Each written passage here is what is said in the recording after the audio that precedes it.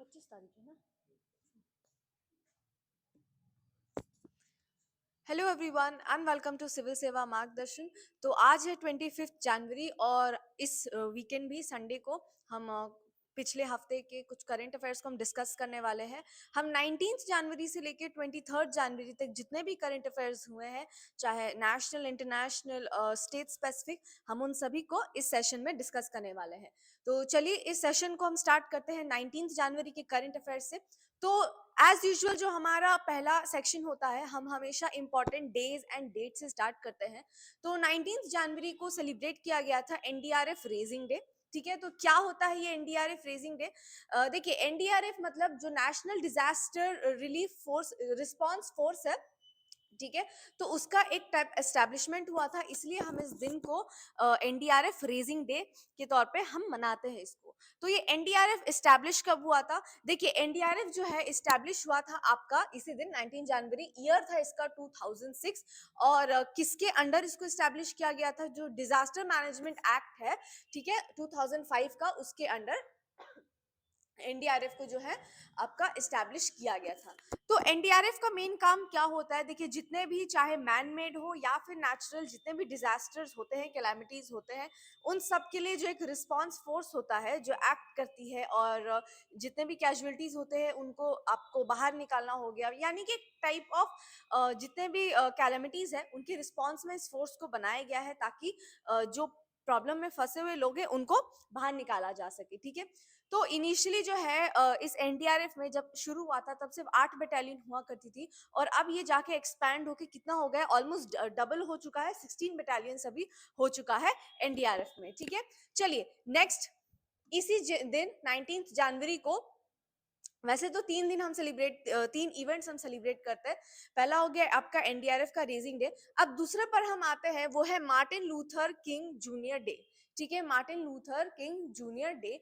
तो ये नाम आप सभी ने सुना होगा, एक बहुत ही फेमस नाम है। कौन थे? तो देखिए, जो मार्टिन लूथर किंग थे, ये एक अमेरिकन सिविल एक्टिविस्ट थे। ठीक है, स्पेशली इनका जो फेमस काम है ना, अगर मतलब मोस्टली इनको रिकॉग्नाइज किस लिए किया जाता है, तो जितने भी अमेरिका में जो अफ्रीकन सिटीजन थे, अफ्रीकन रेस के थे, जिसको हम अफ्रीकन अमेरिकन भी हम कह सकते हैं, तो उन उस वो जो रेस के साथ काफी ज्यादा पार्शियलिटी और डिस्क्रिमिनेशन किया जाता था, काफी रेसिस्ट बिहेवियर हुआ करता था उनके अगेंस्ट। तो उसी के लड़ाई के लिए, उनके हक के लड़ाई के लिए इन्होंने फाइट किया था, और इनको मेनली उन्हीं के नाम से जाना जाता है। ठीक है, चलिए, तो इसको कहाँ मनाया जाता है? इसको यूनाइटेड स्टेट्स में मोस्टली मनाया जाता है, क्योंकि ये अमेरिका के सिविल लीडर थे, एक ट्राइबल लीडर थे, सिविल लीडर थे।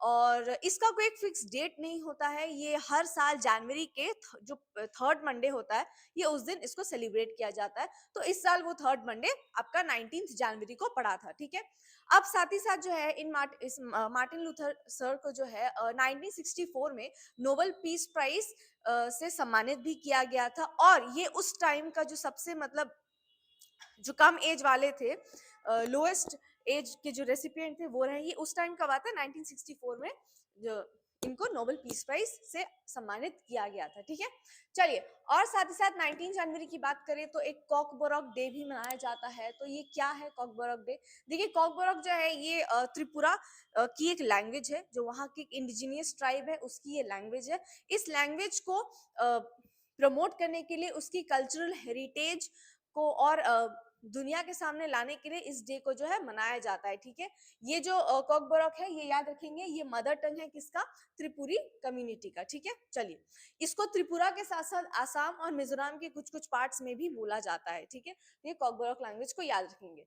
तो चलिए, हमने 19 जनवरी के इंपॉर्टेंट डेज को हमने कवर कर लिया है। अब हम आते हैं बुक्स एंड ऑथर्स के सेक्शन पे। तो देखिए, जो ये पहला बुक है, ये है द सारी इटर्नल। किसने लिखा है? लिखा गया है लक्ष्मीपुरी जी के द्वारा। बुक का नाम क्या है? बुक का नाम है सारी इटर्नल। तो देखिए, ये मतलब क्या है? ये एक्चुअली एक स्टोरी है, मोस्टली एक स्टोरी टेलिंग वाली बुक है, जो टेक्सटाइल्स हो गए, आपके टेक्सटाइल्स ट्रेडिशन और वुमेनहुड को ये प्रमोट करता है। साथ ही साथ ये जो लक्ष्मी जी ने बुक लिखी है, लक्ष्मीपुरी जी ने, तो ये इस बुक में अपना जो साड़ी के साथ उनका एक लव अफेयर जो है, इन्होंने एक टर्म यूज किया है, लव अफेयर। साड़ी के साथ, तो उसको रिफ्लेक्ट करने के लिए, यानी कि अपना एक अफेक्शन साड़ी के प्रति शो करने के लिए उन्होंने उस सारे इमोशंस को इस बुक में लिखा है, और इस बुक का नाम है द साड़ी इटर्नल। चलिए, अब हम आते हैं नेशनल सेक्शन में।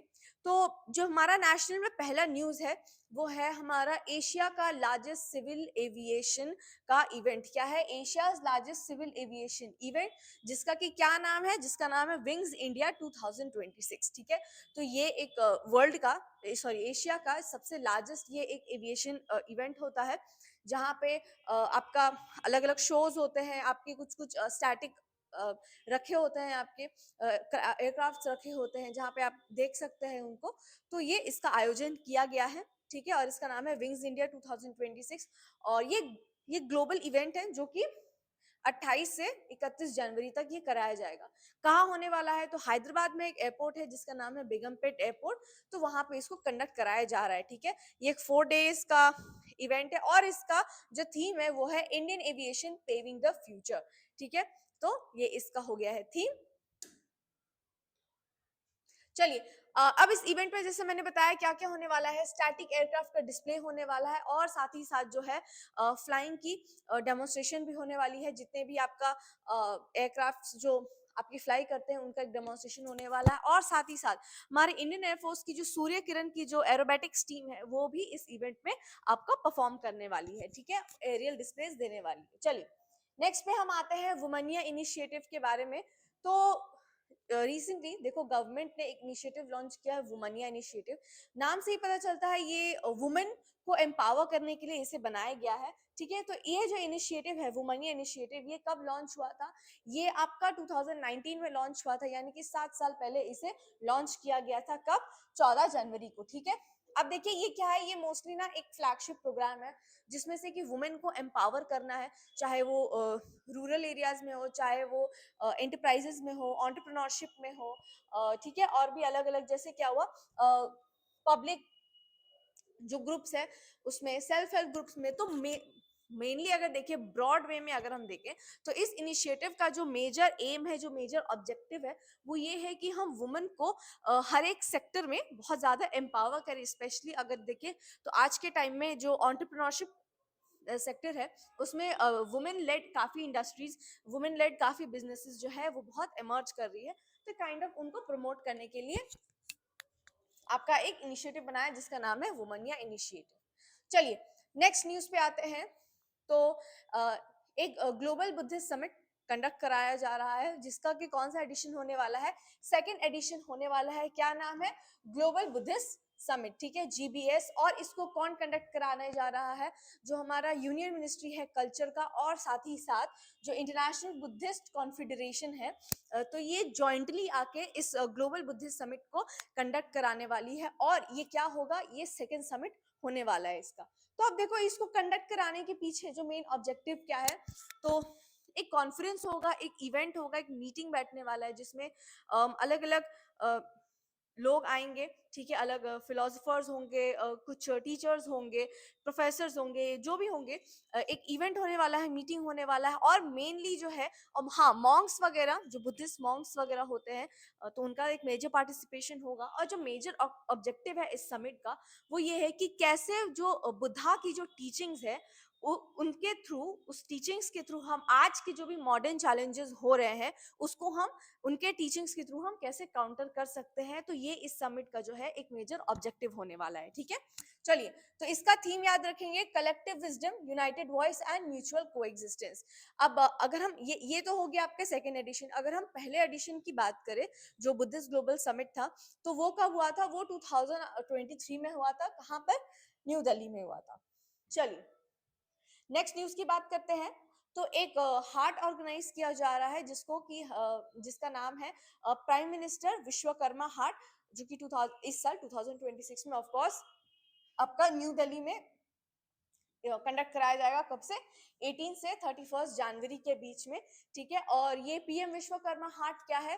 तो जितने भी आपके आर्टिसंस है, आपके क्राफ्ट्समैन है, मेनली जो छोटे छोटे एंटरप्रेन्योर्स टाइप के होते हैं ना, ट्रेडिशनल स्किल्स हो गए, आर्टिशन एक हेरिटेज है, उसको प्रमोट करने के लिए जितने भी छोटे छोटे आपको कलाकार दिखेंगे, तो क्या है, उनके लिए इस हाट को ऑर्गेनाइज किया गया है। अब इसका मेन ऑब्जेक्टिव क्या है? तो देखिए ये जितने भी आपके स्किल्ड वर्कर्स होंगे, ट्रेडिशनल क्राफ्ट्समैन जो होंगे, आर्टिसंस होंगे, तो उनको एक नेशनल प्लेटफॉर्म पे मौका मिलेगा अपनी जो आर्ट है, अपनी जो कला है, उनको हम प्रेजेंट करें। साथ ही साथ क्या होगा कि वो कुछ इन्वेस्टर्स भी अट्रैक्ट करेंगे, जनरल पब्लिक भी उनके काम की तरफ अट्रैक्ट होंगे और उनको काफी ज्यादा आगे अपॉर्चुनिटीज भी मिलने वाली है। ठीक है, चाहे स्टेक होल्डर्स होने वाले हैं, बायर्स होंगे, जनरल पब्लिक उनको खरीदेगी, क्या पता इन्वेस्टर्स आएंगे, इन्वेस्ट करेंगे उनकी बिजनेस में, और मिडिल मैन का कोई कंसेप्ट नहीं होगा, डायरेक्ट जो है आपका सेलर टू बायर एक कॉन्टैक्ट होने वाला है, प्रमोशन होने वाला है किसका, जितने भी स्किल्ड क्राफ्ट्समैन है, ट्रेडिशनल आर्टिसंस है, उनको। चलिए नेक्स्ट की बात करते हैं। तो अब हम बात करेंगे एक समक्का सरालमा यात्रा, जो कि एक बाइनियल इवेंट है, फेस्टिवल है। कहाँ पे होता है? आंध्र प्रदेश में इसको सेलिब्रेट किया जाता है। ठीक है, अब ये क्यों इतना यूनिक है, चलिए देखते हैं। तो देखिए ये ना एशिया का ये ट्राइबल फेस्टिवल है, जो फेस्टिवल का नाम है आपका समक्का सरालमा यात्रा, आंध्र प्रदेश में होता है और ये एशिया का लार्जेस्ट ट्राइबल फेस्टिवल है। जैसे हमारे इंडिया में है ना कि वर्ल्ड का लार्जेस्ट आपका जो गैदरिंग होता है, तो वो कौन होता है? वो कुंभ मेला होता है। लास्ट ईयर ही कुंभ मेला का आयोजन किया गया था। तो देखिए ये जो फेस्टिवल है, ये कुंभ मेला के बाद ये सेकेंड लार्जेस्ट ऐसा फेस्टिवल है जहाँ पे मैक्सिमम ह्यूमन गैदरिंग होता है आफ्टर कुंभ मेला। ठीक है, तो ये आपका हो गया आंध्र प्रदेश का एक फेस्टिवल, लार्जेस्ट आपका ट्राइबल फेस्टिवल है और इसको डेडिकेट किया जाता है एंशियंट गॉडेस को। कौन है वो गॉडेस? समक्का एंड सरारवा, जो कि इसके नाम में ही है। ठीक है, ये एक आदिवासी कम्युनिटी के गॉडेस को, जो फीमेल गॉड है, उनको माना जाता है। ठीक है, चलिए एशिया का लार्जेस्ट ट्राइबल फेस्टिवल है आपका, one of the largest human gatherings after Kumbh Mela. Kumbh Mela तो सबसे ज्यादा है, कुंभ मेला के बाद देखिए India second largest gathering after Kumbh Mela. चलिए नेक्स्ट पे आते हैं। तो एक जीआई टैग मिला है, फिर से एक प्रोडक्ट को जीआई टैग मिला है। जीआई टैग्स वाला जो सेक्शन है वो काफी ज्यादा इंपॉर्टेंट होता है और हर एग्जाम्स में जीआई टैग से रिलेटेड एक क्वेश्चन तो आपको जरूर मिलेगा। तो देखिए इस बार जनवरी में देखते हैं किस प्रोडक्ट को जीआई टैग मिला है। तो देखिए एक पोंदुरु खादी है आंध्र प्रदेश की, तो इस पोंदुरु खादी को जो है आपको जीआई टैग मिला हुआ है। ये काइंड ऑफ टेक्सटाइल है। ठीक है, ये काइंड ऑफ टेक्सटाइल है, क्या है? हैंड स्पन है, यानी कि हाथ से इसको बनाया गया है, and hand woven cotton fabric, जिसको लोकली क्या बोला जाता है? जिसको लोकली पतलूलू कहा जाता है। अब ये जीआई टैग क्या होता है? देखिए जीआई टैग का तो फुल फॉर्म पता ही है, ज्योग्राफिकल इंडिकेशन। ये उसको काइंड ऑफ प्रोटेक्ट करने के लिए, ठीक है, एक पेटेंट लगाने के लिए उस प्रोडक्ट पर जीआई टैग दिया जाता है। ठीक है, चलिए इसको किसके अंडर नॉमिनेट किया गया है? वन डिस्ट्रिक्ट वन प्रोडक्ट, यानी कि ओडीओपी स्कीम के अंदर इसको आपका नॉमिनेट किया गया है। ठीक है, चलिए नेक्स्ट आते हैं। तो उड़ीसा गवर्नमेंट ने एक नया स्कीम लॉन्च किया है जिसका नाम है आमी पढ़िबो आमी अमा भाषारे। ठीक है, आमा पढ़िबो आमा भाषारे, यानी कि मैं पढ़ूंगा अपने भाषा में। ये एक स्कीम है जो आजकल जो हमारे एनईपी 2020 में भी इसके बारे में जिक्र किया गया था कि देखिए जो मेनली जो प्राइमरी एजुकेशन होना चाहिए वो किस पे होना चाहिए? आपके जो मदर टंग है उसमें आपका प्राइमरी एजुकेशन को कराना चाहिए। तो उड़ीसा गवर्नमेंट ने उसी स्कीम पर, उसी एक आइडिया पे स्कीम लॉन्च किया है जिसका नाम है अमा पढ़िबो आमा भाषारे, यानी कि मैं पढ़ूंगा अपने लैंग्वेज में। चलिए अब हम आते हैं इंटरनेशनल सेक्शन में। तो आपको पता ही है कि अभी काफी ज्यादा जो यूएस के प्रेसिडेंट है डोनाल्ड ट्रंप, वो अभी बहुत ज्यादा न्यूज में है। पहला तो उन्होंने वेनेजुएलन प्रेसिडेंट को जो उन्होंने कैप्चर किया था, उसके बाद जो उन्होंने एक एयर स्ट्राइक करवाया था, फिर उनका सीरिया में भी जो उन्होंने स्ट्राइक्स कराए थे, मिसाइल स्ट्राइक्स कराए थे, तो अभी काफी ज्यादा न्यूज में ये रह रहे हैं। अब वापस से ये न्यूज में आए, क्यों? क्योंकि इन्होंने एक बोर्ड का फॉर्मेशन किया है जिसका नाम है बोर्ड ऑफ पीस, जिसका नाम है बोर्ड ऑफ पीस। तो इन्होंने एक बोर्ड का फॉर्मेशन किया है जिसमें से कि इन्होंने इंडिया को इनविटेशन भेजा है कि आप भी आइए और हमारे इस बोर्ड ऑफ पीस को ज्वाइन करिए। अब ये बोर्ड ऑफ पीस क्या है? देखिए काफी सालों से हम न्यूज सुन रहे हैं, जो गाजा स्ट्रिप में जो इजराइल और हमास के बीच में जो एक डिस्प्यूट चल रहा है, स्पेशली जो गाजा स्ट्रिप में, तो उसको क्या है, उस चीज को रोकने के लिए, वहां पर पीस डेवलप करने के लिए, वॉर को सीज फायर करने के लिए, उधर फाइनेंशियली सबको नॉर्मल करने के लिए, तो ट्रंप ने इस बोर्ड ऑफ पीस का फॉर्मेशन किया है। और ताकि वो लीड कर सके second phase of the Gaza peace plan. Gaza peace plan वो भी क्या है, गाजा स्ट्रिप में जो कॉन्फ्लिक्ट चल रहा था उसमें पीस लाने के लिए, वहां पे सब कुछ वापस नॉर्मल करने के लिए, फंडिंग्स लाने के लिए, इन्वेस्टमेंट के लिए इस पीस प्लान को लॉन्च किया गया था। और अब इस सेकेंड फेज, इस पीस प्लान के सेकेंड फेज में आने के लिए जो ट्रम्प है उन्होंने इस बोर्ड ऑफ पीस को लॉन्च किया है, उनका अनाउंसमेंट किया है, और वो चाहते हैं कि इंडिया इस बोर्ड ऑफ पीस का पार्ट बने। उन्होंने इनविटेशन भेजा है, ठीक है। अब ये जो पीस प्लान है ये 20 पॉइंटर पीस प्लान है, 20 पॉइंट्स है जो कि यूएसए ने दिया है। ये डोनाल्ड ट्रम्प जो है वो चेयरमैन बनने वाले हैं इस बोर्ड ऑफ पीस के, ठीक है। तो ये हो गया आपका बोर्ड ऑफ पीस के बारे में, इंटरनेशनल सेक्शन में पहला। अब हम दूसरे सेक्शन में आते हैं, सेक्शन नहीं मतलब इंटरनेशनल में हम दूसरे न्यूज में आते हैं। तो देखिए हम जानते हैं यूनाइटेड नेशन सिक्योरिटी काउंसिल के बारे में। तो इंडिया जो है बहुत टाइम से एस्पायर कर रहा है कि इंडिया को यूनाइटेड नेशन के सिक्योरिटी काउंसिल में उसको एक परमानेंट मेंबरशिप दिया जाए, ठीक है। तो इसी इच्छा को, इसी चाह को जो है चिली ने काफी ज्यादा सपोर्ट किया है। चिली कहाँ है? चिली साउथ अमेरिका में एक कंट्री है, ठीक है, और उसका शेप भी कुछ ऐसा चिली जैसा ही है, ठीक है। ये अगर साउथ अमेरिका है तो यहाँ पे आपका चिली है कंट्री। उसने इंडिया को काफी सपोर्ट किया है कि इंडिया को यूनाइटेड नेशन के सिक्योरिटी काउंसिल में परमानेंट मेंबरशिप जरूर से देना चाहिए। क्यों? क्योंकि चिली को लगता है कि इंडिया जो है एक स्टेबलाइजिंग रोल प्ले कर सकता है, कहाँ? इंटरनेशनल अफेयर्स में। तो ये चिली का कहना है। चलिए ये हो गया हमारा नेक्स्ट। अब हम थर्ड न्यूज पे आते हैं। तो इस न्यूज के बारे में जो है हमने पिछले वीकेंड भी हमने पढ़ा था, किसके बारे में? इटली ने अपना जो हाईएस्ट सिविलियन अवार्ड है उन्होंने गोवा बेस्ड इंडस्ट्रियलिस्ट, जिनका क्या नाम है, श्रीनिवास डेम्पो, उनको उन्होंने कन्फर किया था। तो इस न्यूज के बारे में और डिटेल देखने के लिए आप लास्ट वीकेंड यानी लास्ट संडे का वीडियो आप रेफर कर सकते हो। उसमें हमने डिटेल्स में उनके बारे में पढ़ा है, इस अवार्ड के बारे में भी पढ़ा है, और वो क्या गोवा में एक ऑनररी पोस्ट लेके वो है, हमने उसके बारे में भी डिस्कस किया था, ठीक है। चलिए नेक्स्ट आते हैं। तो इजिप्ट की पार्लियामेंट में फर्स्ट एवर वुमेन जो है उन्होंने पार्ट लिया है, वो प्रेसाइड कर रही है इजिप्ट की पार्लियामेंट में। और ये मतलब एक हिस्ट्री क्रिएट किया गया है आफ्टर 160 इयर्स। तो वो कौन है? उनका नाम है अबला अल हवारी। इनका बस नाम में अबला है, अबला ये नहीं है। और 160 इयर्स की हिस्ट्री को उन्होंने ब्रेक किया है, और वो पहली वुमेन बनी है जिसने कि इजिप्ट के पार्लियामेंट को प्रिसाइड किया है, ठीक है। तो she chair the opening session of the Egypt house of representatives on 12 जनवरी 2026, ठीक है। चलिए तो ये हो गया आपका। अब हम नेक्स्ट न्यूज पे आते हैं। तो कोची में, कोची कहाँ पर है? कोची केरला में है। तो वो क्या ऑर्गेनाइज कराने जा रही है? वो इंटरनेशनल स्पाइस कॉन्फ्रेंस जो है उसको होस्ट करने वाली है कोची। और ये कौन सा एडिशन होने वाला है? ये इस स्पाइस कॉन्फ्रेंस का 9th एडिशन होने जा रहा है, और इसका थीम क्या है? Spice 360 getting future ready. देखिए ये जो कॉन्फ्रेंस है इसका मेन ऑब्जेक्टिव अगर हम एक ब्रॉड वे में देखें तो जो हमारी इंडियन स्पाइसेस है उनको काफी ज्यादा प्रमोट करने के लिए, एक स्टेप ग्लोबली रिकॉग्निशन के लिए हम इस कॉन्फ्रेंस का आयोजन एक ब्रॉड वे में, अम्ब्रेला वे में अगर हम देखें तो इसको इंट्रोड्यूस किया जाता है, इसको किया जाता है। चलिए नेक्स्ट की बात करें तो इसी में अगर हम देखेंगे तो अमिताभ कांत जो है वो इसको इनॉग्रेट करने वाले हैं। और गेस्ट ऑफ ऑनर कौन होंगे? एक कंपनी है ओटेरा, उनकी सीईओ है मार्टिन सोनटैग, तो वो इसे इनॉग्रेट करने वाली है, एक्चुअली गेस्ट ऑफ ऑनर भी बनने वाली है। चलिए अब हम बात करते हैं साइंस एंड टेक्नोलॉजी के बारे में। तो देखिए आता है हमारा एक स्पीशीज के बारे में जिसको डिस्कवर किया गया है।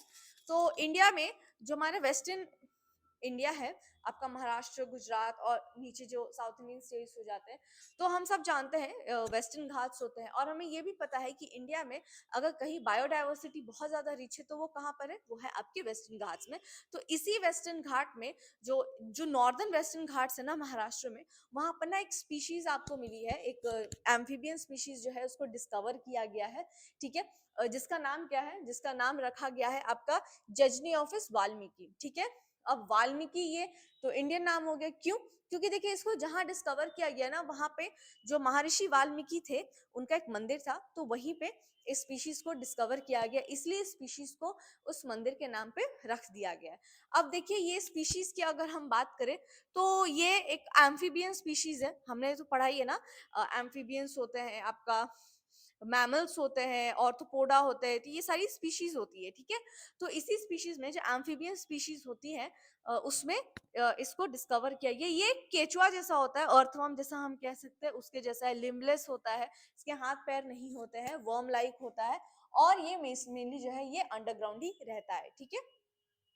चलिए अब नेक्स्ट न्यूज पे आते हैं, आईडीपी से रिलेटेड। तो रिसर्चर्स ने जो है उन्होंने एक टूल को इन्होंने डेवलप किया है जिसका नाम है डिसोबाइंड, ठीक है। तो ये उन्होंने एक डिसोबाइंड डेवलप किया है, एक लर्निंग टूल है जिसके मदद से क्या है वो ऐसा प्रेडिक्ट करेंगे कि आईडीपी जो है अपने पार्टनर से कैसे बॉन्ड करते हैं, उसके बारे में ये टूल बताएगा। अब आईडीपी क्या होता है, देखिए आईडीपी का फुल फॉर्म होता है इंट्रिंसिकली डिसऑर्डर्ड प्रोटीन। क्या होता है? Intrinsically disordered protein. क्या है ये आईडीपी? देखिए जो प्रोटीन होता है, जो प्रोटीन, ऐसे प्रोटीन्स जिनका कोई एक फिक्स 3D स्ट्रक्चर नहीं होता है, जिनका कोई ऑर्डर नहीं होता है, मतलब मेनली अगर ब्रॉडली देखें तो जो एक बहुत ही अनऑर्गेनाइज्ड वे में प्रोटीन होते हैं, जिनका कोई एक्चुअल में स्ट्रक्चर नहीं होता है, उनको हम क्या कहते हैं? उनको हम इंट्रिंसिकली डिसऑर्डर्ड प्रोटीन के बारे में कहते हैं, ठीक है। और जब ये काइंड ऑफ बॉन्ड कर जाते हैं पार्टनर के साथ, तो ये ऑर्गेनाइज हो जाता है, ऑर्डर्ड में हो जाता है। अभी के लिए ये डिसऑर्डर्ड प्रोटीन्स होते हैं, इनके पास इनका कोई एक 3D स्ट्रक्चर या शेप नहीं होता है, ठीक है। तो ये जो टूल है ये ऐसे आपका प्रेडिक्ट करेगा कि ऐसे टाइप के प्रोटीन जिनका कोई स्ट्रक्चर नहीं होता है, वो कैसे अपने पार्टनर्स के साथ जो बाइंड करते हैं उनके साथ एक्चुअली में बाइंड कैसे करते हैं। क्योंकि बायोलॉजी में क्या होता है, ये जो प्रोटीन्स होते हैं, प्रोटीन का जो स्ट्रक्चर होता है उस स्ट्रक्चर के बेसिस में उनका बाइंडिंग प्रेडिक्ट किया जाता है, और ऐसे प्रोटीन्स का जो है बाइंडिंग प्रेडिक्ट करना बहुत ज्यादा इजी होता है क्योंकि उनका एक स्ट्रक्चर होता है, और इसका थोड़ा टफ है क्योंकि इनका एक स्ट्रक्चर नहीं होता है, ठीक है। चलिए नेक्स्ट न्यूज पे आते हैं। तो अभी और एक डेवलपमेंट हुआ है। तो रिसर्चर्स और साइंटिस्ट ने ये डेवलप किया है कि कैसे विटामिन ए से डिराइव्ड मॉलिक्यूल हमारे बॉडी में इंटरफेयर कर सकती है, हमारे इम्यून सिस्टम को जो है इंटरफेयर कर सकती है, ताकि वो कैंसर जैसे बीमारियों से भी लड़ सके हमारा बॉडी, हमारा इम्यून सिस्टम। तो किसने डिराइव किया है? Vitamin A derived molecule. उसमें कुछ ऐसे चेंजेस हो रहे हैं, कुछ ऐसे डेवलप किए जा रहे हैं कि कैसे ये विटामिन जो है, इस विटामिन से एक्चुअली डिराइव्ड मॉलिक्यूल, या कह सकते हैं इसका बेस विटामिन ई होगा, सॉरी विटामिन ए होगा, तो ये कैसे कैंसर जैसे भयंकर बीमारियों से हमारे बॉडी में कैसे इम्यूनिटी को बूस्ट करता है। अब विटामिन ए के बारे में तो हम जानते ही हैं। विटामिन ए एक फैट सॉल्युबल विटामिन है। सिर्फ ए नहीं है, आपका ए हो गया, डी, ई, के आपका फैट सॉल्युबल विटामिन होता है, और वाटर सॉल्युबल जो विटामिन है वो होता है आपका बी एंड सी, ठीक है। तो ये आपका हो गया विटामिन ए के बारे में। चलिए नेक्स्ट सेक्शन पे हम आते हैं। तो ये है हमारा आईएनएस सागर ध्वनि के बारे में, जो कि इंडिया का एक रिसर्च वेसल है, जिसको कि किसने बनाया है? जिसको कि डीआरडीओ ने बनाया है। उसको जो है फ्लैग ऑफ किया जाएगा फॉर द 5th सागर मैत्री SM5 इनिशिएटिव। कहाँ से? जो इंडिया का सदर्न नेवल कमांड है, जिसका हेडक्वार्टर कहाँ पे है? हेडक्वार्टर है कोची में, वहां से इसे फ्लैग ऑफ किया गया है। तो ये एक इंडिया नेवी का रिसर्च वेसल है, ठीक है। चलिए अब हम स्पोर्ट्स सेक्शन पे आते हैं। तो फॉर्मर ओलंपिक्स में बॉक्सिंग चैंपियन रहे हैं, मेडलिस्ट रहे हैं, जिनका नाम है विजेंदर सिंह। उन्होंने एशियन बॉक्सिंग काउंसिल को उन्होंने ज्वाइन किया है, announced by the boxing federation of India, यानी कि BFI, ठीक है। अब हम इनकी बात करें, विजेंदर सिंह की बात करें, तो 2008 के ओलंपिक्स में जो है इन्होंने बॉक्सिंग में ब्रॉन्ज मेडल हासिल की थी, ठीक है। चलिए और इनके अचीवमेंट्स की अगर हम बात करें तो 2010 के एशियन गेम्स में इन्हें गोल्ड मेडल मिला था, 6 में इन्हें ब्रॉन्ज मेडल मिला था, और साथ ही साथ ये 3 टाइम्स कॉमनवेल्थ जो गेम्स होता है उसमें भी ये चैंपियन रहे हैं। गोल्ड मेडलिस्ट नहीं रहे हैं, लेकिन सिल्वर एंड ब्रॉन्ज जो है मेडलिस्ट ये रहे हैं, ठीक है। चलिए नेक्स्ट पे आते हैं। तो आईडीबीपी जो है वो Ladakh Gorkha cup ice hockey championship वो जीती है। और इन्होंने किसको हराया है? लद्दाख स्काउट्स को। कहाँ पर ये इवेंट हुआ था? कारगिल में, ठीक है। ये इसका 5th एडिशन था इसका, जो कि कारगिल लद्दाख में इसको कंक्लूड किया गया था। और विनर कौन है? आपके आईटीबीपी। चलिए नेक्स्ट की बात करते हैं। तो हमारे इंडिया के जो 92nd चेस ग्रैंड मास्टर बने हैं 2026 में, उनका नाम है आर्यन वार्ष्णे और 21 साल के हैं। पिछले साल भी हमारे ग्रैंड मास्टर्स बने थे, तो इस साल जो है जो 92nd ग्रैंड मास्टर बने हैं इंडिया से, वो है आर्यन वार्ष्णे, ठीक है। उनकी ट्रेनिंग जो है पूरी तरीके से घर पे हुई थी और उनके जो कोच थे, उनके जो ट्रेनर थे, वो उनके पापा ही थे, ठीक है। तो ये उन्होंने बहुत ही कम एज में आर्मेनिया में ये टूर्नामेंट हुआ था, जहां पे वो इंडिया के 92nd ग्रैंड मास्टर डिक्लेयर किए गए। चलिए हाँ, अब हम बिहार के करंट अफेयर्स पे आते हैं। 19 जनवरी के बिहार के करंट अफेयर्स को अब हम डिस्कस करने वाले हैं। पहला, काफी ज्यादा न्यूज में रहा है, तो देखिए बिहार में जो चंपारण डिस्ट्रिक्ट है, वहां पर जो मोतिहारी है, तो वहां पर एक्चुअली ईस्टर्न चंपारण को ही मोतिहारी डिस्ट्रिक्ट बोला जाता है, तो हम चंपारण में ही बोल सकते हैं। तो देखिए ये बहुत ज्यादा न्यूज में आया है, क्योंकि वहां पे वर्ल्ड का सबसे लार्जेस्ट शिवलिंग इंस्टॉल किया जाने वाला है। कहाँ पे?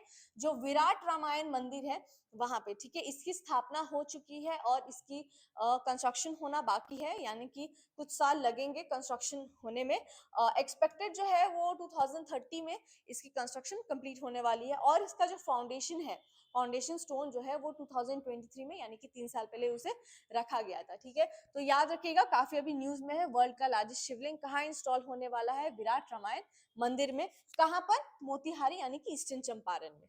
चलिए, अगर हम इसके कैरेक्टरिस्टिक की बात करें, तो देखिए एक सिंगल जो ब्लैक ग्रेनाइट है, ठीक है, सिंगल ब्लैक ब्लैक ग्रेनाइट जो स्टोन है, उसी से कार्व आउट करके इस शिवलिंग को बनाया जाएगा, ठीक है। चलिए, बिहार में जो नवादा डिस्ट्रिक्ट है, तो नवादा डिस्ट्रिक्ट के जो रजौली एरिया है, वहां पे काफी ज्यादा इलीगल माइनिंग एंड काफी मतलब एक बहुत ज्यादा एक सिग्निफिकेंट इशू बना है। जितना भी इलीगल एक्टिविटीज और इलीगल माइनिंग है, तो काफी ज्यादा एक आपका प्रॉब्लमैटिक सिचुएशन है, एक सिग्निफिकेंट इशू है। और इसी चीज में जो है आपका हैवी फाइन भी लगाया गया है। चलिए नेक्स्ट पे आते हैं। तो देखिए राजगीर में जो है रग्बी की मैच होने वाली है, किसके बीच में? इंडिया और न्यूजीलैंड के बीच में रग्बी मैच होगा। कहां पर होगा? राजगीर में होने वाला है, ठीक है। यहाँ पर जो है मेंस और वुमेन्स दोनों की चैंपियनशिप होने वाली है, और वो टीम जो है वो अंडर 20 की टीम्स होने वाली है, ठीक है। चलिए नेक्स्ट है, Bihar is celebrating earthquake safety fortnight with awareness programmes and mock drills in schools and colleges, ठीक है। नेक्स्ट की हम बात करें, तो देखिए बिहार में जो है स्टार्टअप सीड फंडिंग को इनिशिएट किया जा रहा है, इंक्रीज करेंगे स्टार्टअप सीड फंडिंग, ठीक है, जिसमें से कि 50 लाख पर वेंचर पे प्रोवाइड किया जाएगा। पहले 10 लाख दिया जाता था, लेकिन अब इसे बढ़ा के जो है 25 लाख कर दिया गया है, ठीक है। चलिए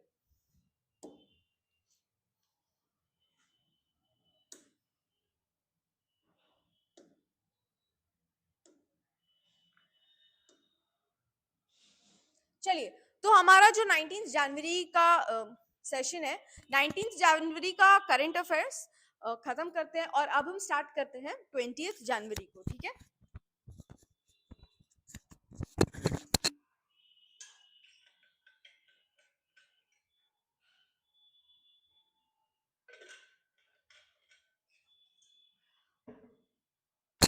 तो देखिए अब 20 जनवरी को हम शुरू करेंगे, वही उसी फॉर्मेट में हम स्टार्ट करेंगे।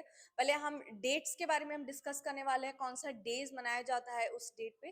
तो देखिए 20 जनवरी को हम पेंगुइन अवेयरनेस डे हम सेलिब्रेट करते हैं। क्यों?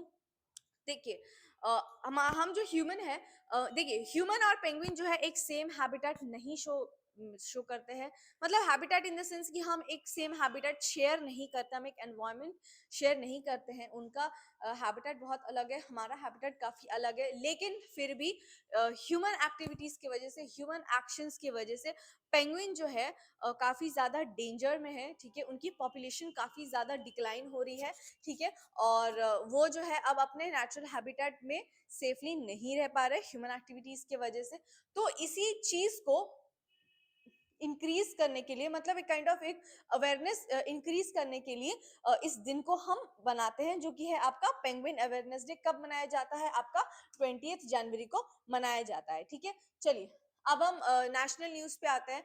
तो देखिए महाराष्ट्र गवर्नमेंट ने जो है उन्होंने एक प्रोजेक्ट को क्लियर किया है जिसका नाम है बेमला रिवर इरिगेशन प्रोजेक्ट। ठीक है, क्या है? बेमला रिवर इरिगेशन प्रोजेक्ट। अब ये क्या प्रोजेक्ट है हम इसके बारे में भी जानते हैं। तो पहला सुनते हैं ये बेमला रिवर क्या है। तो देखिए महाराष्ट्र में एक रिवर है जिसका नाम है वारधा रिवर। ठीक है, इस वारधा रिवर की एक मेजर ट्रिब्यूटरी है जिसका नाम है आपका बेमला रिवर। ये किसकी ट्रिब्यूटरी है? वारधा रिवर की, याद रखेंगे। देखिए ये प्रोजेक्ट का जो इनिशिएटिव है ये किसके अंडर आ रहा है? जो आपका प्राइम मिनिस्टर कृषि सिंचाई योजना है, मेनली जो इरिगेशन से रिलेटेड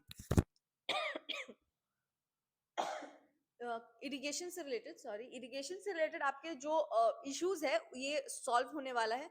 इसको सैंक्शन काफी पहले किया गया था, इसे 2007 में सैंक्शन किया गया था और अब जो है इसको क्लियर कर रही है इस प्रोजेक्ट को। ठीक है, इसका ऑब्जेक्टिव क्या था? तो देखिए जो वेस्टर्न महाराष्ट्र और गुजरात के जो रीजन्स है जिसको कि विदर्भ रीजन कहते हैं, तो वो ना काफी एक ड्राउट एरिया है, मतलब काफी ज्यादा ड्रॉट है वहां पे, बहुत सूखा पड़ा हुआ है। ठीक है, बहुत ज्यादा सूखा पड़ा हुआ है रीजन्स।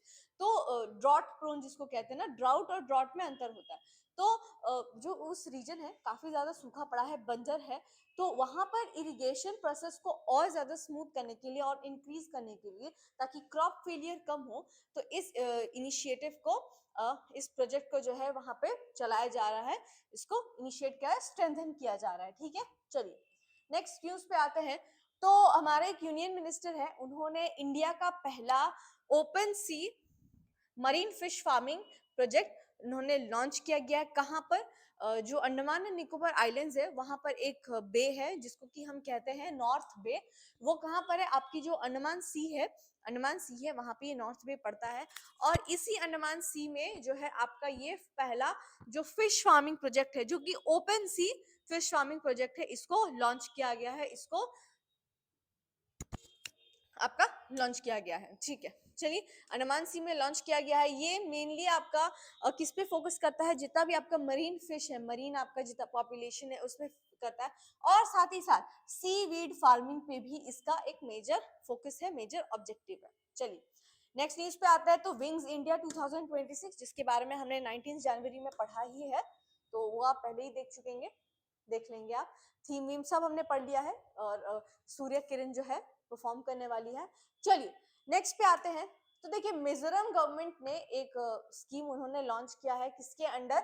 बना काय स्कीम के अंडर, जिसके अंडर आपका जो ड्राई ब्रूम होता है, यानी कि सूखा झाड़ू होता है, और साथ ही साथ जिंजर, ठीक है, जिंजर पे जो है उनको प्रोक्योर करने वाली है। ठीक है, ये कब से शुरू होगा? ये 2 फरवरी से शुरू होने वाला है। और ये जो स्कीम है बानाकली, इसको कब लॉन्च किया गया था? इसको सितंबर 2024 में लॉन्च किया गया था। और इसका जो मेन ऑब्जेक्टिव है वो ये है कि फार्मर को जो है आपका मिनिमम सपोर्ट प्राइस में जो सपोर्ट प्राइस रखा गया है उस पे इसको खरीदा जाए, ताकि फार्मर्स को जो है एक एश्योर्ड इनकम उन तक पहुंचे और कोई मिडिल मैन का झंझट ना हो उसमें। और ड्राई ब्रूम, सूखा झाड़ू और जिंजर में उनको उनका जो प्राइसेस बन रहा है उस पर दिया जाए। चलिए फिर नेक्स्ट हम आते हैं। कर्नाटका लॉन्च करता है गृह लक्ष्मी डिजिटल मार्केटिंग पोर्टल। ठीक है, तो ये किस लिए है? ये भी रूरल वुमेन आर्टिसंस और डिजिटल इंक्लूजन के लिए इसे बनाया गया है। ये एक ई कॉमर्स पोर्टल है जिसका नाम क्या है? आपका गृह लक्ष्मी डिजिटल मार्केटिंग पोर्टल। चलिए नेक्स्ट न्यूज पे आते हैं। तो हमारे जो प्राइम मिनिस्टर है नरेंद्र मोदी, उन्होंने एक काजीरंगा कॉरिडोर को जो है उन्होंने वर्चुअली इनॉग्रेट किया है। उनका एक फाउंडेशन स्टोन रखा गया, और साथ ही साथ उसी टाइम उन्होंने 2 अमृत भारत ट्रेन को भी वर्चुअली फ्लैग ऑफ किया हुआ है।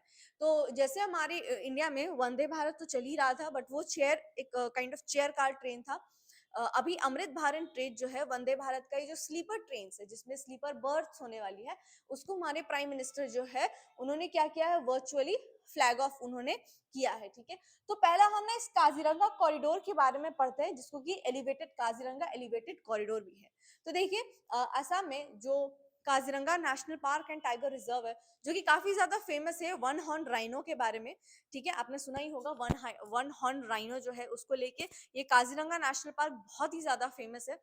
तो इसमें एनिमल्स के एक स्मूथ मूवमेंट के लिए, ठीक है, स्मूथ मूवमेंट के लिए जो है इस कॉरिडोर को बनाया जाएगा इसी नेशनल पार्क और टाइगर रिजर्व के अंदर।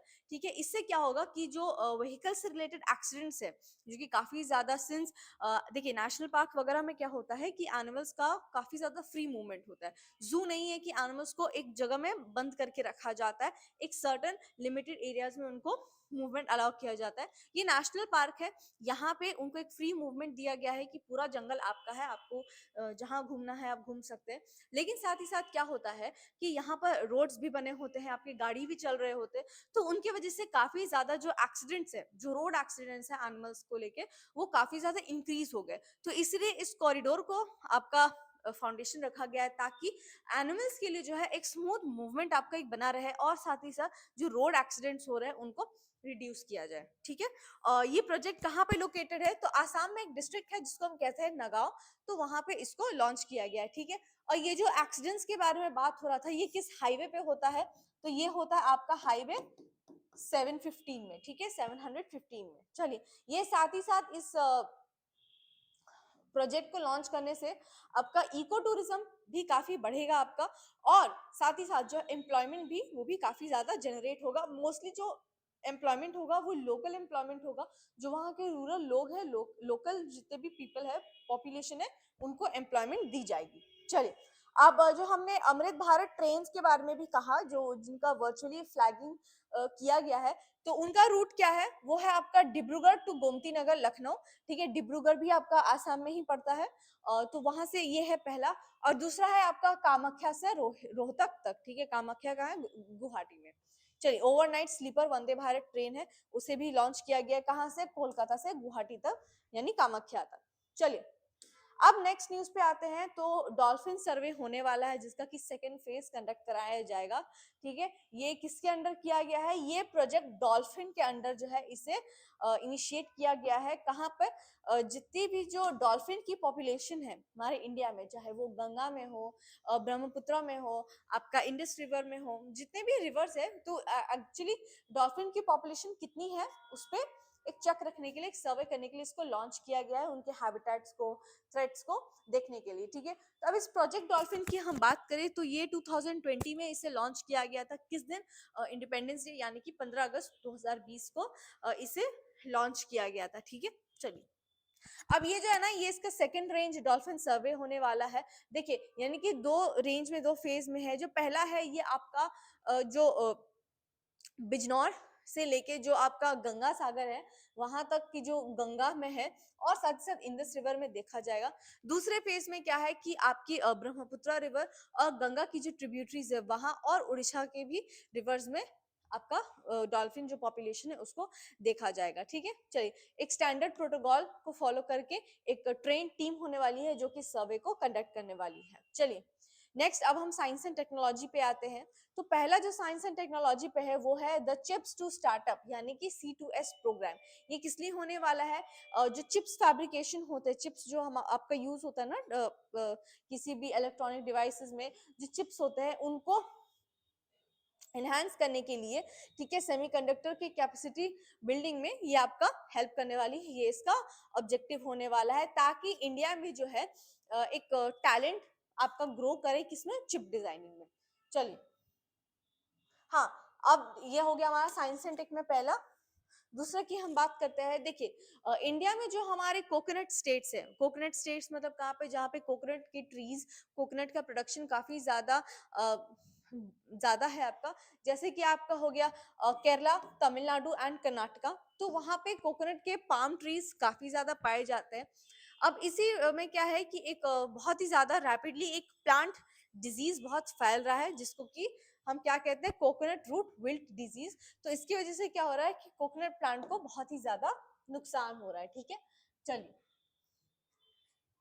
नेक्स्ट की बात करते हैं। तो जजनी ऑफिस वाल्मीकि अभी हमने पढ़ा था, जो केचुए की तरह मिला है हमें वेस्टर्न घाट्स में, हमने इसके बारे में पढ़ा था। चलिए, नेक्स्ट की हम बात करते हैं, इंटरनेशनल सेक्शन पे हम आएंगे। तो इंटरनेशनल में भी जो हमारा पहला टॉपिक होने वाला है वो होने वाला है ब्रिक्स प्लस नेवल एक्सरसाइज के ऊपर, ठीक है, ब्रिक्स प्लस नेवल एक्सरसाइज के ऊपर। तो ये न्यूज में क्यों है? तो देखिए न्यूज में ये इसलिए है क्योंकि पहला तो ब्रिक्स को तो याद ही रखना है, क्योंकि इस साल इंडिया के पास ब्रिक्स का चेयरमैनशिप होने वाला है, ठीक है, इस साल वो होस्ट करने वाला है, चेयरमैन रहने वाला है ब्रिक्स का। तो ब्रिक्स तो इस साल काफी ज्यादा एक हॉट टॉपिक रहेगा। अब ये ब्रिक्स प्लस की जो एक्सरसाइज है, नेवल एक्सरसाइज है, वो क्यों आपका हॉट टॉपिक बना है, हम इसके बारे में भी देखते हैं। तो ये पहली बात, तो ये जो एक्सरसाइज है वो साउथ अफ्रीका में आपका कंडक्ट कराया जा रहा है, मेनली साउथ अफ्रीका ही कंडक्ट करा रहा है इसको, ठीक है। अब न्यूज में इसलिए है क्योंकि इंडिया ने डिसाइड किया है कि ये इस एक्सरसाइज को स्किप करने वाली है, यानी कि वो उसका पार्ट नहीं बनने वाली है। क्यों? क्योंकि इंडिया को लगता है ये कोई एक मिलिट्री स्ट्रेंथनिंग या कुछ एक काम का नहीं है, ये मोस्टली एक पॉलिटिकल गेम है जिसमें ये इस एक्सरसाइज को कंडक्ट कराया जा रहा है। एक पॉलिटिकल चॉइस है, ये जियो पॉलिटिक्स को इवॉल्व करने का एक तरीका है, इसलिए इंडिया ने डिसाइड किया है कि वो इसका पार्ट नहीं बनेगा। होस्ट नेशन कौन है? South Africa. कहाँ पे कंडक्ट कराया जा रहा है? इसको केप टाउन में कंडक्ट कराने वाले हैं, ठीक है। चलिए नेक्स्ट न्यूज पे आते हैं, जो कि है चाथाम आइलैंड्स। क्या है ये चाथाम आइलैंड्स? क्यों ये न्यूज पे है? देखिए एक फाइटोप्लैंक्टन होती है, ठीक है, फाइटोप्लैंक्टन पहले तो क्या है, एक लार्ज फाइटोप्लैंक्टन ब्लूम जो है इस चाथाम आइलैंड्स में ऑब्जर्व किया गया था, ठीक है।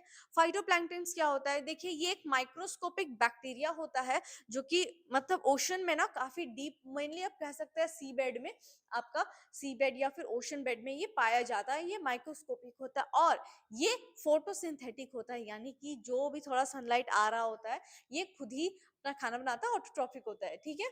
चलिए अब देखते हैं ये न्यूज में क्यों है, ये विजिबल कैसे हुआ, क्योंकि ये तो माइक्रोस्कोपिक है ना। तो देखिए जब ना इसका पॉपुलेशन बहुत बढ़ जाता है ना, तो ये सैटेलाइट्स को विजिबल होने लग जाती है, ठीक है। तो अब यही क्या है, इनका पॉपुलेशन इतना बढ़ गया कि ना इस फाइटोप्लैंक्टन का एक ब्लूम ऑब्जर्व होने लग गया। कहाँ पर? चाथम आइलैंड्स में। चलिए ये कब हुआ था? ड्यूरिंग द ऑस्ट्रल समर, यानी कि सदर्न हेमिस्फीयर में। चलिए अब इस चाथम आइलैंड्स की हम बात करें तो ये कहाँ पे है? तो न्यूजीलैंड के बारे में हमने सब सुना होगा, न्यूजीलैंड हमारे सदर्न हेमिस्फीयर में है। तो न्यूजीलैंड से भी 800 किलोमीटर ईस्ट डायरेक्शन में ये चाथम आइलैंड्स हमें मिलता है। कहाँ पे है? पैसिफिक ओशन में, ठीक है। चलिए नेक्स्ट हम बात करते हैं एक ट्रॉपिकल स्टॉर्म के बारे में। इसमें फिर एक वॉल्केनो इन्वॉल्व है और इस साल बहुत वॉल्केनोज के बारे में हमने पढ़ा है, काफी सारे वॉल्केनोज अभी न्यूज में चल रहे हैं, ठीक है। तो आपका जो पहला है tropical storm Nokaen raises lahar risk at Mayen volcano. Tropical storm Noken, locally called Ada, and is the first tropical cyclone of the year. तो पहला तो नाम याद रखेंगे मेयन वॉल्केनो, ठीक है, मेयन वॉल्केनो याद रखेंगे। फिर ये होता है ट्रॉपिकल स्टॉर्म नोकेन और एक टर्म आता है आपका लहर रिस्क। तो ये तीन टर्म है जो कि इस न्यूज का हाईलाइट हम कह सकते हैं। स्टैटिक पोर्शन की अगर हम बात करें तो देखिए ये जो मेन वॉल्केनो है ये फिलीपींस का सबसे एक्टिव वॉल्केनो में से एक है, यानी कि ये बहुत फ्रीक्वेंटली इरप्ट करते रहता है। ये साइक्लोन की बात करें तो देखिए ये इस साल का पहला ट्रॉपिकल साइक्लोन है। और जो टर्म है आपका लहर रिस्क, क्या होता है ये लहर रिस्क? तो देखिए जो आपका वॉल्केनिक एरप्शन होता है, ठीक है, ये जो वॉल्केनिक एरप्शन होता है उससे जो डेब्रीज या फिर जो मड वाटर होती है उसको जो है मेनली लहर्स बोला जाता है, ठीक है। तो ये था इस वॉल्केनो के बारे में और इस ट्रॉपिकल साइक्लोन के बारे में। चलिए नेक्स्ट की बात करते हैं तो UN biodiversity beyond national jurisdiction यानी बीबीएनजे ट्रीटी के बारे में, जिसको कि हाई सीज ट्रीटी भी बोला जाता है, ठीक है। इसको क्या बोला जाता है? हाई सीज ट्रीटी के बारे में भी बोला जाता है। आप इसका डिटेल पढ़ते हैं तो देखिए ये ना एक ट्रीटी नहीं है, ये काइंड ऑफ एक लीगल बाइंडिंग है। किसके लिए? Under the United Nation convention on the law of sea to conserve and sustainably use marine diversity beyond the area of jurisdiction. तो इसमें बहुत कुछ नहीं है, बस एक छोटा सा ट्रीटी के बारे में हमें जानना है, ठीक है। चलिए अब हम नेक्स्ट ऑबिचुरीज पे आते हैं। तो जस्टिस डेविड ओनोसैमी जो है उनका देहांत हो गया है। ये मद्रास हाई कोर्ट के फॉर्मर जज रह चुके हैं और ड्यू टू इलनेस जो है एज रिलेटेड इलनेस की वजह से ये 98 ईयर्स में जो है इनका निधन हो गया है और इनका पौंडीचेरी के कोर्ट्स में जो है एक बहुत ही डिस्टिंग्विश्ड कैरियर रहा है, ठीक है, मद्रास हाई कोर्ट में सर्व करने से पहले। और साथ ही साथ जो है वो ऑनररी प्रेसिडेंट थे कहाँ, एलियंस फ्रैंकाइज डी पौंडीचेरी के बारे में, ठीक है। चलिए अब हम स्पोर्ट्स पे आते हैं। तो Senegal defeats Morocco to win Africa cup. तो इस दिन का जो है एक मेन आप पे यही न्यूज है, जो अफ्रीका कप कंडक्ट कराया जा था जिसमें आपका सेनेगल जो है उसने मोरक्को को डिफीट किया है, ठीक है। और ये मैच कब खेला गया था फाइनल, ये 18 जनवरी 2026 में इसका फाइनल मैच जो है वो खेला गया था। चलिए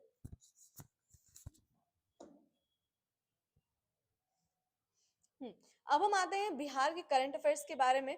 तो जो हमारा पहला टॉपिक है बिहार करंट अफेयर्स में, वो है आपका अविन्य बिहार 2.0 और नेशनल स्टार्टअप डे। तो देखिए अभी रिसेंटली नेशनल स्टार्टअप डे मनाया गया था और इसी पे नेशनल स्टार्टअप डे पे आपका अविन्य बिहार 2.0 भी सेलिब्रेट किया गया, यानी कि बिहार को जो है अब एक स्टार्टअप हब बनाने की एक कोशिश है, ताकि बिहार में भी जो है और डेवलपमेंट प्रोजेक्ट्स इंक्रीज हो सके। जितने भी इंफ्रास्ट्रक्चर हो गया, डेवलपमेंट रिलेटेड प्रोजेक्ट्स हो गया, आपका जितना कंस्ट्रक्शन वगैरह हो गया, इन्वेस्टमेंट्स हो गया, चाहे फॉरेन इन्वेस्टमेंट हो या डोमेस्टिक इन्वेस्टमेंट्स हो, तो बिहार को जो है एक स्टार्टअप हब बनाने की कोशिश है। और ये एक मेजर स्टेप है इस डे पे कि हम बिहार को एक स्टार्टअप जो है हब माना जा सके, ठीक है। चलिए नेक्स्ट की बात करें तो BJP to elect new national president on January 19 as Nitin नवीन emerges as फ्रंट रनर। उतना कुछ इम्पोर्टेंट नहीं है। चलिए नेक्स्ट पे आते हैं। तो तेल्हारा म्यूजियम को जो है बुद्धिस्ट सर्किट में अब ऐड किया जाएगा। तो क्या है ये तेल्हारा जो म्यूजियम है, ये क्या है? देखिए हमें लगता था कि नालंदा यूनिवर्सिटी सबसे ज्यादा पुराना है, लेकिन ये नालंदा यूनिवर्सिटी से भी 400 साल पुराना है ये तेल्हारा म्यूजियम, ठीक है। जहाँ पे कुछ कुछ मतलब रिमेन्स जो है आर्कियोलॉजिकल रेलिक्स है बुद्धा से रिलेटेड, इसमें रखा गया है, ठीक है। और कुछ कुछ तेल्हारा से ही जो है म्यूजियम आपका London, Kolkata and Zurich Zurich जो कि स्विट्जरलैंड का कैपिटल है, वहां पे भी प्रिजर्व किया गया है, ठीक है। तो ये जो तेल्हारा है, यहाँ के रेलिक्स को आपके पटना म्यूजियम में भी इसको कुछ कुछ रिमेन्स को प्रिजर्व करके रखा गया है, ठीक है। चलिए अब हम आते हैं, हमारा 20 जनवरी का हमारा न्यूज होता है खत्म, और अब हम आते हैं 21 जनवरी से।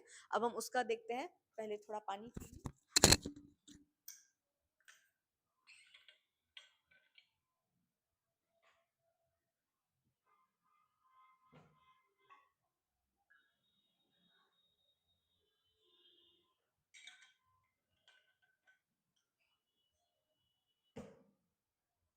चलिए चलिए तो हमारा 19 खत्म हो गया है, हमारा 20 खत्म हो गया है। अब हम आते हैं हमारे कब, 21 जनवरी पे। 21, 22, 23 और 3 डेट्स को हमें कवर करना है और हम अब फटाफट उन्हें कवर करने वाले हैं। तो देखिए 21 जनवरी को त्रिपुरा, मेघालय और मणिपुर ने अपना फाउंडेशन डे सेलिब्रेट किया है, ठीक है। उनका फाउंडेशन कब हुआ था? उनका फाउंडेशन हुआ था 1972 में, किसके under? North east areas reorganisation act 1971 के अंडर, ठीक है। इनका एस्टैब्लिशमेंट यानी कि फॉर्मेशन किया गया था किन स्टेट्स का? मणिपुर, त्रिपुरा एंड मेघालय। मैप में अगर उन्हें लोकेट करें तो देखिए ये है आपका त्रिपुरा। वर्ड थोड़ा सा मतलब पिक्चर थोड़ा क्लियर नहीं है, ये हो जाता है आपका मणिपुर, मणिपुर, और ये है आपका मेघालय, ठीक है। तो ये है आपके 3 नॉर्थ ईस्टर्न स्टेट जिन्होंने अपना फाउंडेशन डे मनाया था कब? 21 जनवरी को। चलिए अब हम लखनऊ नेशनल न्यूज पे आते हैं। तो हमारा जो पहला है, तो लखनऊ एक कॉन्फ्रेंस को होस्ट करने वाला है, जो कि 86th एडिशन होने वाला है, किसका? ऑल इंडिया प्रिसाइडिंग ऑफिसर्स की कॉन्फ्रेंस को होस्ट करने वाला, और साथ ही साथ 67th एडिशन भी होस्ट करेगा, किसका? Conference of secretaries of legislative assemblies and council, ठीक है। तो इस इनॉग्रल सेशन को कौन एड्रेस करने वाला है? जो हमारे लोक स्पीकर के जो आपके लोक सेशन के जो स्पीकर, सभा के जो स्पीकर है, सॉरी उल्टा हो गया, लोकसभा के जो स्पीकर है हमारे ओम बिरला सर, तो वो इसे आपका एड्रेस करने वाले हैं, ठीक है। चलिए, अब इसमें क्या डिस्कस किया जाएगा कि कैसे लेजिस्लेचर प्रोजेक्ट प्रोसेस को, एग्जीक्यूटिव प्रोसेस को और हम टेक्नोलॉजी के हेल्प से कैसे और इसे ट्रांसपेरेंट और इजी किया जा सके, एफिशिएंट किया जा सके, सिटीजन एफिशिएंट करे, आपका सिटीजन सेंट्रिक होना चाहिए सारे प्रोसेस। तो कैसे, और साथ ही साथ कैसे डेमोक्रेसी गवर्नेंस को और स्ट्रेंथन किया जा सके, तो इस चीज पे जो है इस कॉन्फ्रेंस को लाया गया है और कंडक्ट कराया जा रहा है, ठीक है। चलिए, नेक्स्ट न्यूज पे आते हैं। तो जो हमारा इलेक्शन कमीशन है वो एक 3 दिन का एक फिर से कॉन्फ्रेंस जो है आपका होस्ट करने वाला है, किस पे, इलेक्शन मैनेजमेंट के ऊपर, ठीक है। ये कहाँ होने वाला है, आपका न्यू दिल्ली में होने वाला है। और chief election commission of India की कुछ कुछ स्टैटिक फैक्ट्स के बारे में याद रखेंगे, और इसके बारे में हमने पिछले वीडियोस में भी काफी डिस्कस किया है इसके स्टैटिक पोर्शन को लेके। चलिए, नेक्स्ट पे आते हैं। तो सुप्रीम कोर्ट का एक बहुत ही अजीब एक रूलिंग आया है, जिसमें उन्होंने ये कहा है कि जो भी अनरिजर्व सीट्स है उनको, पहली बात तो अनरिजर्व सीट्स जो है वो जनरल कैटेगरी के लिए एक्सक्लूसिवली रिजर्व नहीं है, ठीक है। यानी कि जो भी अनरिजर्व सीट्स बोला जाता है वो सिर्फ जनरल कैटेगरी के लिए नहीं है। अगर कोई रिजर्व कैंडिडेट, चाहे वो ओबीसी हो, ओबीसी नहीं, मेनली एससी एसटी जो भी कम्युनिटीज है, रिजर्व कम्युनिटीज है, अगर वो अनरिजर्व की क्राइटेरिया को फुलफिल कर रही है तो उन्हें अनरिजर्व के आप लिस्ट में डाल सकते हैं, ठीक है। तो ये अनरिजर्व जो है ये ओपन कंपटीशन है, और रिजर्व तो खैर रिजर्व मिल ही रहा है। चलिए, नेक्स्ट पे आते हैं बोडो हेरिटेज के बारे में। तो ये क्यों न्यूज में है, तो हमारे प्राइम मिनिस्टर जो है नरेंद्र मोदी, उन्होंने क्या किया है, उन्होंने एड्रेस किया है बागुरुम्बा धाऊ, जो कि क्या है, बोडो हेरिटेज को सेलिब्रेट करने के लिए। बोडो हेरिटेज क्या है, देखिए बोडो क्या है, बोडो एक कम्युनिटी है आपके आसाम में, और साथ ही साथ बोडो एक लैंग्वेज भी है, ठीक है। और ये जो है बागरुंडा धाऊ, ये भी एक ट्रेडिशनल डांस है, बागरुम्बा डांस है, इसको परफॉर्म किया गया इस हेरिटेज के लिए, ठीक है, बोडो कम्युनिटी में, जिसमें 10,000 आर्टिस्ट जो है उन्होंने इस प्रोग्राम में उन्होंने पार्ट लिया था इस डांस के लिए, ठीक है। चलिए, नेक्स्ट आते हैं। एक जीईआई टारगेट अमेंडमेंट रूल्स ऑफ 2005 लाया गया है, यानी कि green house emission intensity target 2025। क्या है ये, देखिए, इसको सबसे पहले जो एनवायरमेंट प्रोटेक्शन एक्ट है 1986 का, इसके अंडर इसको लाया गया था। इसका मेन ऑब्जेक्टिव क्या था आपका, जो ग्रीन हाउस गैस एमिशन है, जितने भी एमिशंस हो रही है ना ग्रीन हाउस गैस से रिलेटेड, उसको उस पर चेक रखना, उसको कंट्रोल करना, कैसे उसको कम कर सकते हैं, ठीक है, कहाँ कहाँ पे मतलब एक्सेस हो रहा है वो सब, इन सारी चीजों को जो है आपका लेके एक अमेंडमेंट लाया गया है, ठीक है। और इसका मेन ऑब्जेक्टिव क्या है, तो देखिए ये जो बजट सेशन है 26 का, यानी कि 26-27 का जो सेशन है, इसमें एक टारगेट दिया गया है कि एटलीस्ट आप 3 to 7% का जो है आप इस एमिशन को अपने को रिड्यूस करने का है, ठीक है। चलिए, नेक्स्ट हम आते हैं। तो आरबीआई ने एक गाइडलाइन इशू किया है अंडर निर्यात प्रोत्साहन, bringing exporters under the export promotion mission, ठीक है।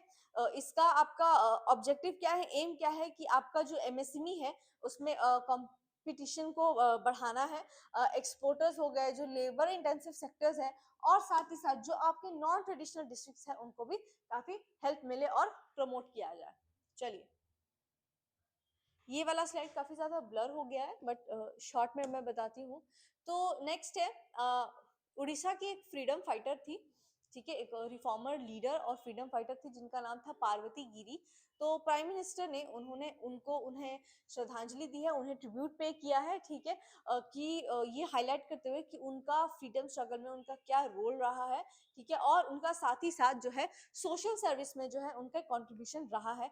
उनको वेस्टर्न उड़ीसा की मदर टेरेसा के नाम से भी उन्हें सम्मानित किया गया है, क्योंकि मदर टेरेसा भी सोशल सर्विस के लिए ही उन्होंने अपनी पूरी लाइफ को डेडिकेट उन्होंने कर दिया था। इसी तरह से जो पार्वती गिरी है, उन्होंने भी अपना लाइफ सोशल सर्विस में डेडिकेट कर दिया था, इसलिए उन्हें क्या बोला जाता है, Mother Teresa of western Orissa, for her humanitarian work. चलिए, नेक्स्ट न्यूज पे आते हैं। तो West Bengal state mission for clean Ganga for deploying drones to map pollution sources along 120 kilometre stretch of the Hooghly river. देखिए हुगली क्या है, ठीक है, ये तो गंगा रिवर ही है। तो अब क्या है कि ड्रोन्स अलॉट किए जाएंगे ये सोर्स करने के लिए कि एक्चुअली में हुगली रिवर में पोल्यूशन हो कहाँ से रहा है, यानी कि मेन सोर्स क्या है पोल्यूशन का, उसको मैप आउट करने के लिए ड्रोन्स का यूज किया जाएगा। पूरे जो ये 120 किलोमीटर लंबा स्ट्रेच है आपका, उसको कवर करने के लिए इस मेथड का यूज किया जाएगा। ठीक है, चलिए नेक्स्ट पे आते हैं। ये हुगली जो है ये एक ट्रिब्यूटरी है। ट्रिब्यूटरी में भी स्पेसिफिक देखें तो ये डिस्ट्रीब्यूटरी ट्रिब्यूटरी है गंगा रिवर का। ठीक है, ये देखिए जो कि कहाँ खत्म होती है, आपकी बे ऑफ बंगाल में, और ये आपका सुंदरवन जो मैंग्रोव्स है यहाँ पे भी आपका धीरे धीरे खत्म होते हैं, आपका बे ऑफ बंगाल में गिरती है। चलिए इंटरनेशनल न्यूज पे आते हैं। तो Indian origin attorney Keshav Poddar जो है वो न्यू जर्सी सिटी के डिप्टी मेयर किस डिपार्टमेंट के, हाउसिंग एंड इकोनॉमिक डेवलपमेंट के अंडर डिपार्टमेंट के वो डिप्टी मेयर चुने गए हैं। और ये इम्पोर्टेंट इसलिए है क्योंकि ये इंडियन ओरिजिन के हैं और इनका नाम क्या है, केशव पोद्दार, याद रखेंगे। चलिए नेक्स्ट है Museveni secure seventh term in Uganda as president, ये भी वन लाइनर न्यूज है। नेक्स्ट की बात करें तो इंडिया यूएई ने प्लेज किया है कि उनका जो बीटीए है यानी कि बायलैटरल ट्रेड एग्रीमेंट, उसको वो और ज्यादा इनहांस करे और उसे कितना लेके जाए, $200 बिलियन जो यूएस डॉलर्स है वहां तक अपने बायलैटरल ट्रेड को और लेके जाए और वो इम्प्रूव करे। ठीक है,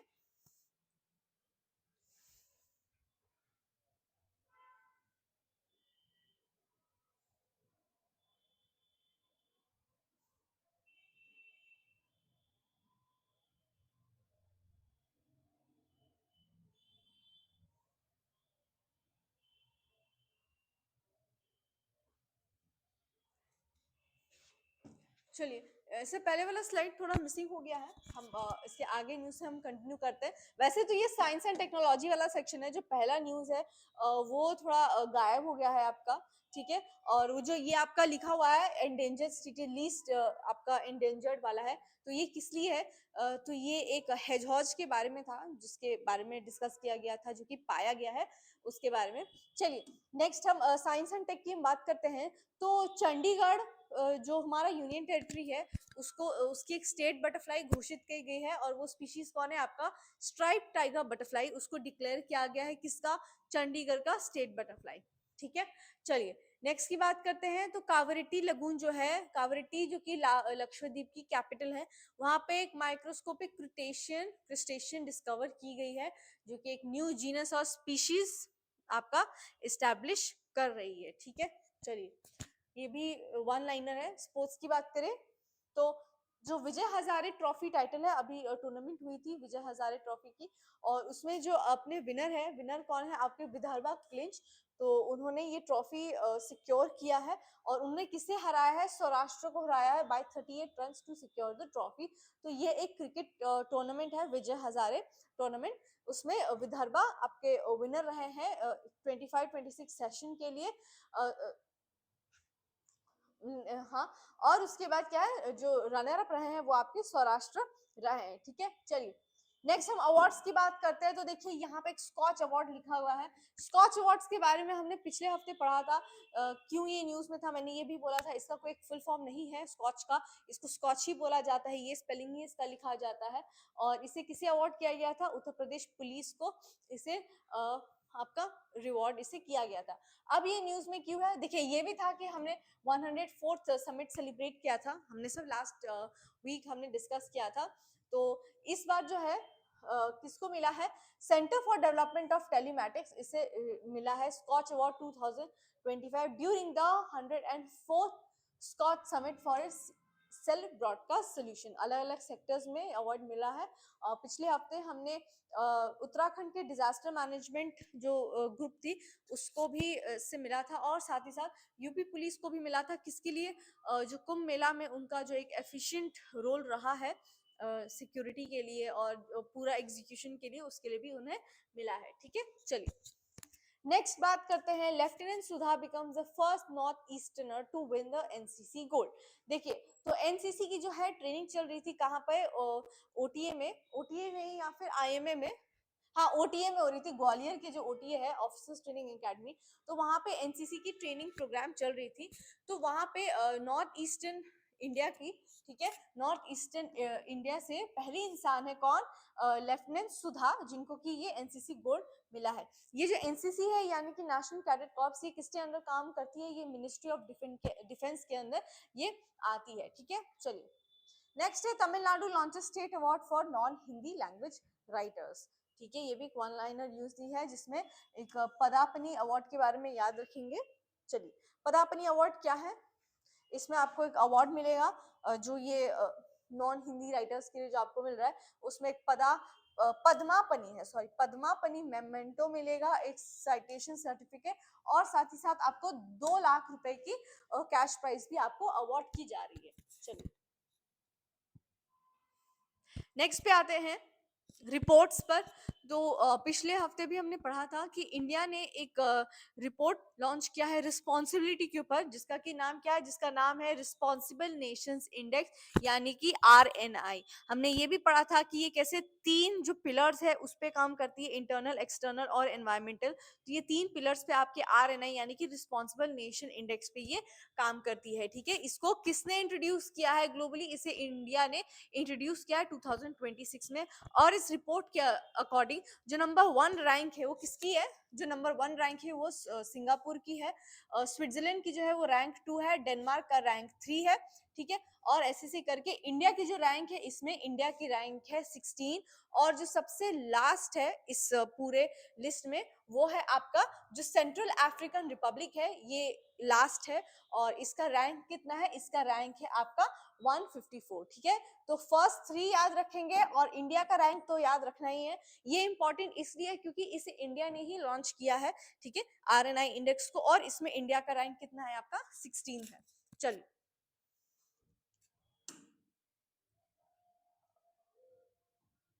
हाँ, अब हम इसमें बिहार करंट अफेयर्स के बारे में अब हम देखेंगे। तो कुछ कुछ आर्टिकल जो है वो वापस से रिपीट हो रहा है इस बार भी। तो हमने लास्ट टाइम भी एक क्रिकेटर के बारे में हमने पढ़ा था, वैभव सूर्यवंशी के बारे में, जो एक 14 साल का बच्चा है, और कैसे उसने विराट कोहली के भी रिकॉर्ड को उसने अंडर 19 वर्ल्ड कप में उन्होंने सरपास किया है, ठीक है। वैभव सूर्यवंशी काफी पिछले साल से न्यूज में रहे, क्योंकि आईपीएल में जब वो लास्ट ईयर उन्हें राजस्थान रॉयल ने प्रोक्योर किया था, और उनका एक बहुत ही शानदार परफॉर्मेंस रहा था पिछले साल, जो पिछले सीजन की जो आईपीएल थी उसमें। चलिए नेक्स्ट करते हैं, नेक्स्ट न्यूज देखे हैं बिहार का। तो बिहार गवर्नमेंट ने लॉन्च किया है AI driven 7 year road maintenance plan under OPRMC 3, ठीक है। तो इस प्लान के अंदर जो है एआई और टेक्नोलॉजी के हेल्प से रोड मेंटेनेंस एंड कंस्ट्रक्शन पे जो है आपका काम किया जाएगा, यानी कि रोड क्वालिटी को जो है और एआई की मदद से इंप्रूव किया जाएगा, और ट्रैफिक सिग्नलिंग को भी काफी ज्यादा एनहांस किया जाएगा, ठीक है। ये आपका याद रखेंगे किस प्लान के अंदर, ओपीआरएमसी 3 के अंदर इसको किया गया है, ठीक है। ये जो है ये थर्ड है, थर्ड आपका फेज है। इससे पहले जो ओपीआरएमसी 2 था वो काफी सक्सेसफुल था आपके रोड मेंटेनेंस के लिए, ठीक है, मॉडर्न रोड मेंटेनेंस के लिए। तो अब जो है इसका थर्ड वर्जन लाया गया है, ठीक है। चलिए नेक्स्ट है Bihar to centrally track complaints through digital monitor system, यानी कि जितने भी कंज्यूमर कंप्लेन होने वाले हैं, जो ग्रीवेंसेस होने वाले हैं, उसको और इस प्रोसेस को और ज्यादा स्पीड अप हम करने वाले हैं, ठीक है। चलिए नेक्स्ट की बात करें तो इथेनॉल प्लांट्स जो है ये थोड़ा अब बिहार में एक रिस्क है। क्यों, क्योंकि बिहार जो है 25% आपका मेज प्रोडक्शन करती है, और इसी मेज का जो एक बाई प्रोडक्ट है वो है इथेनॉल, और ये इथेनॉल जो है इसको आप सिर्फ 1 महीने तक ही स्टोर कर सकते हैं, ठीक है। ये एक मेन मटेरियल है किसके लिए, और ये फार्मर्स को काफी ज्यादा ये बेनिफिट प्रोवाइड करती है। तो जितने भी ओएमसी है यानी कि ऑयल मार्केटिंग कंपनीज है, ठीक है, are the buyers of ethanol. Ethanol can not be sold to other buyers and can not be stored for more than 30 days, ठीक है। तो ये इनफिक्स सप्लाईज के लिए एक लॉन्ग टर्म कॉन्ट्रैक्ट को हायर करते हैं, ठीक है। चलिए नेक्स्ट हम न्यूज करते हैं। तो बिहार को जो है एक अवार्ड मिला है, उनको ऑनर मिला है, किसमें, डिजिटल हेल्थ सर्विसेज के लिए, यानी कि जो स्टेट लेवल पे जो आयुष्मान भारत स्कीम है, तो उसमें बिहार का जो रैंक है इसमें डिजिटल हेल्थ सर्विसेज में, तो बिहार को अवार्ड मिला है और ये काफी गर्व की बात है बिहार के लिए।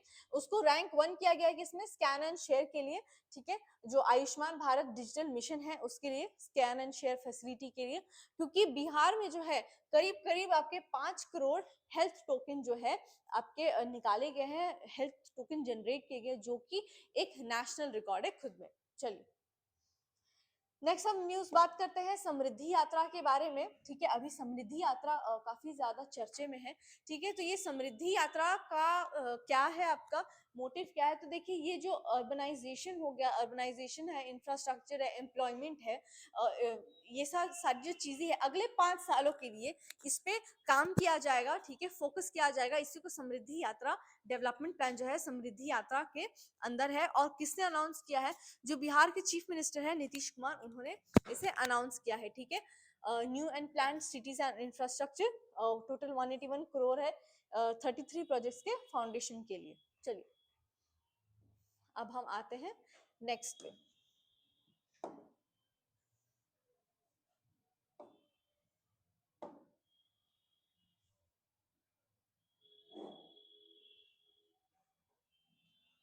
ये है आपका 22 जनवरी का, हाँ डेट नहीं लिखा, हाँ वो तो लिखा हुआ है 22 जनवरी।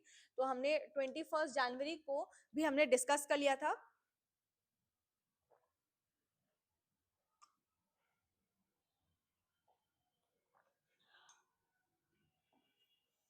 हमने 21 जनवरी तक हमने डिस्कस कर लिया था। अब हम डिस्कस करने वाले हैं 22 जनवरी को, ठीक है। तो नेशनल पे आते हैं, 22 को कोई एक ऐसे डेट नहीं मनाया जाता है, इसलिए हम इस सेक्शन को जो है हम नेशनल यूथ से मनाने वाले हैं, पढ़ने वाले हैं, सॉरी। चलिए तो मुंबई जो है अब इंडिया का पहला ऐसा सिटी लेड इनिशिएटिव है जो कि क्लाइमेट एक्शन को एक फंडामेंटल चाइल्ड राइट के रूप में बताया जाएगा, यानी कि बच्चे का जो चाइल्ड राइट है, फंडामेंटल जो राइट्स है बच्चे का, ठीक है, क्लाइमेट चेंज कैसे वो एक फंडामेंटल एक चाइल्ड राइट बना है उसके बारे में। क्यों, क्योंकि क्लाइमेट चेंज जो है एक चाइल्ड को काफी ज्यादा इम्पैक्ट करता है, उसके हेल्थ को, उसके एजुकेशन को, उसके फ्यूचर लाइफ को, फ्यूचर वेलबींग को, लाइफस्टाइल को काफी ज्यादा इम्पैक्ट करता है। इसलिए इस इवेंट को जो है मनाया जा रहा है, ठीक है, कब से, 17 टू 19 फरवरी 2026 को, ठीक है। और इसके ऑफिशियल पार्टनर्स कौन है, आपके ऑफिशियल पार्टनर्स हो गए आपके यूनिसेफ इंडिया एंड युवा, वो उसके ऑफिशियल एंगेजमेंट पार्टनर्स हो गए। चलिए नेक्स्ट न्यूज पे आते हैं। तो पंजाब पुलिस ने एक ऑपरेशन लॉन्च किया है जिसका नाम है ऑपरेशन प्रहार, ठीक है, जिसका नाम क्या है आपका, सॉरी परहार, नॉट प्रहार, परहार। तो पंजाब पुलिस ने इस इनिशिएटिव को लॉन्च किया है, परहार। क्यों, क्या ऑब्जेक्टिव है, पंजाब को गैंगस्टर फ्री करने के लिए उन्होंने है जो इस इनिशिएटिव को उन्होंने लॉन्च किया है, ठीक है। चलिए operation Prahaar to dismantle the gangster network in Punjab. चलिए नेक्स्ट स्कूल पे आते हैं।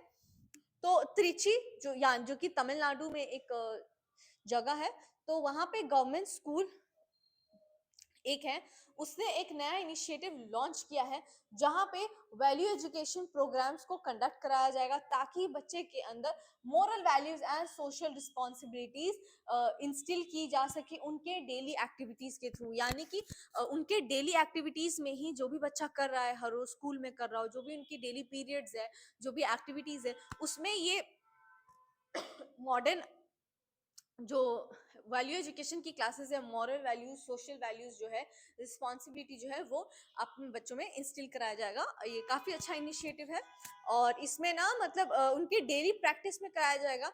रोट लर्निंग नहीं होगा, यानी कि किताबी भाषा से उन्हें नहीं पढ़ाया जाएगा कि तुम्हारा ये रिस्पॉन्सिबिलिटी है, तुम्हारा ये है, मतलब उनके किताबी तरीके से नहीं किया जाएगा कि बच्चे रोट लर्निंग कर रहे हैं। उनके डेली हैबिट्स, उनकी डेली एक्टिविटीज और उनकी डेली प्रैक्टिस से उनके अंदर ये वैल्यूज इंस्टिल कराई जाएंगी। चलिए नेक्स्ट न्यूज पे आते हैं। तो एक बहुत अच्छा इनिशिएटिव लॉन्च किया गया है। तो लोकसभा ने कहा है कि अब जो है एक अटेंडेंस सिस्टम होने वाला है, डिजिटल अटेंडेंस सिस्टम। किस बजट में? जो 2026 का बजट होने वाला है उसमें इस डिजिटल अटेंडेंस को करने वाला है, ताकि इंश्योर करने के लिए जितने भी एमपीज है उनके फिजिकल प्रेजेंस को देखने के लिए, कहा? पार्लियामेंट के अंदर। चलिए, और ये किसने अनाउंस किया? जो हमारे स्पीकर है ओम बिरला सर, उन्होंने किया है। नेक्स्ट न्यूज पे आते हैं, जो कि काफी थोड़ा कुछ दिन से चर्चे में भी था, गोल्ड एंड सिल्वर को लेके।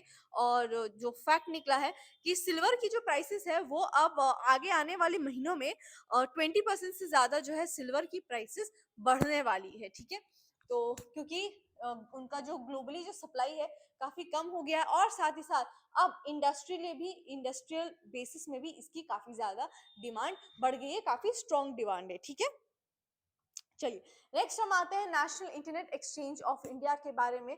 तो ये एनआईएक्सआई क्या है? देखिए, तो ये गवर्नमेंट लेड इंटर्नशिप थी। ठीक है, गवर्नमेंट लेड इंटर्नशिप थी, internet governance internship and capacity building scheme, and it marked a milestone with national level event in new Delhi. ठीक है, चलिए अब ये स्कीम के बारे में हम पढ़ते हैं, internet governance internship and capacity building scheme के बारे में पढ़ते हैं। तो देखिए, ये एक नेशनल इंटर्नशिप प्रोग्राम था जो कि इंटरनेट गवर्नेंस पे ये फोकस करता था। ठीक है, तो इसको 2025 में लॉन्च किया गया था, और इस बार 2026 में इसकी 1 ईयर को सेलिब्रेट किया गया है। चलिए नेक्स्ट न्यूज पे आते हैं। तो जो ministry of environment, forest and climate change है, उन्होंने कुंभलगढ़ के वाइल्ड लाइफ सेंचुरी को इकोलॉजिकली सेंसिटिव जोन डिक्लेयर कर दिया है। ठीक है, नोटिफाई कर दिया गया है। ये ESZ बनेगा कौन? जो ये कुंभलगढ़ वाइल्ड लाइफ सेंचुरी है, कहाँ पर? राजस्थान में है।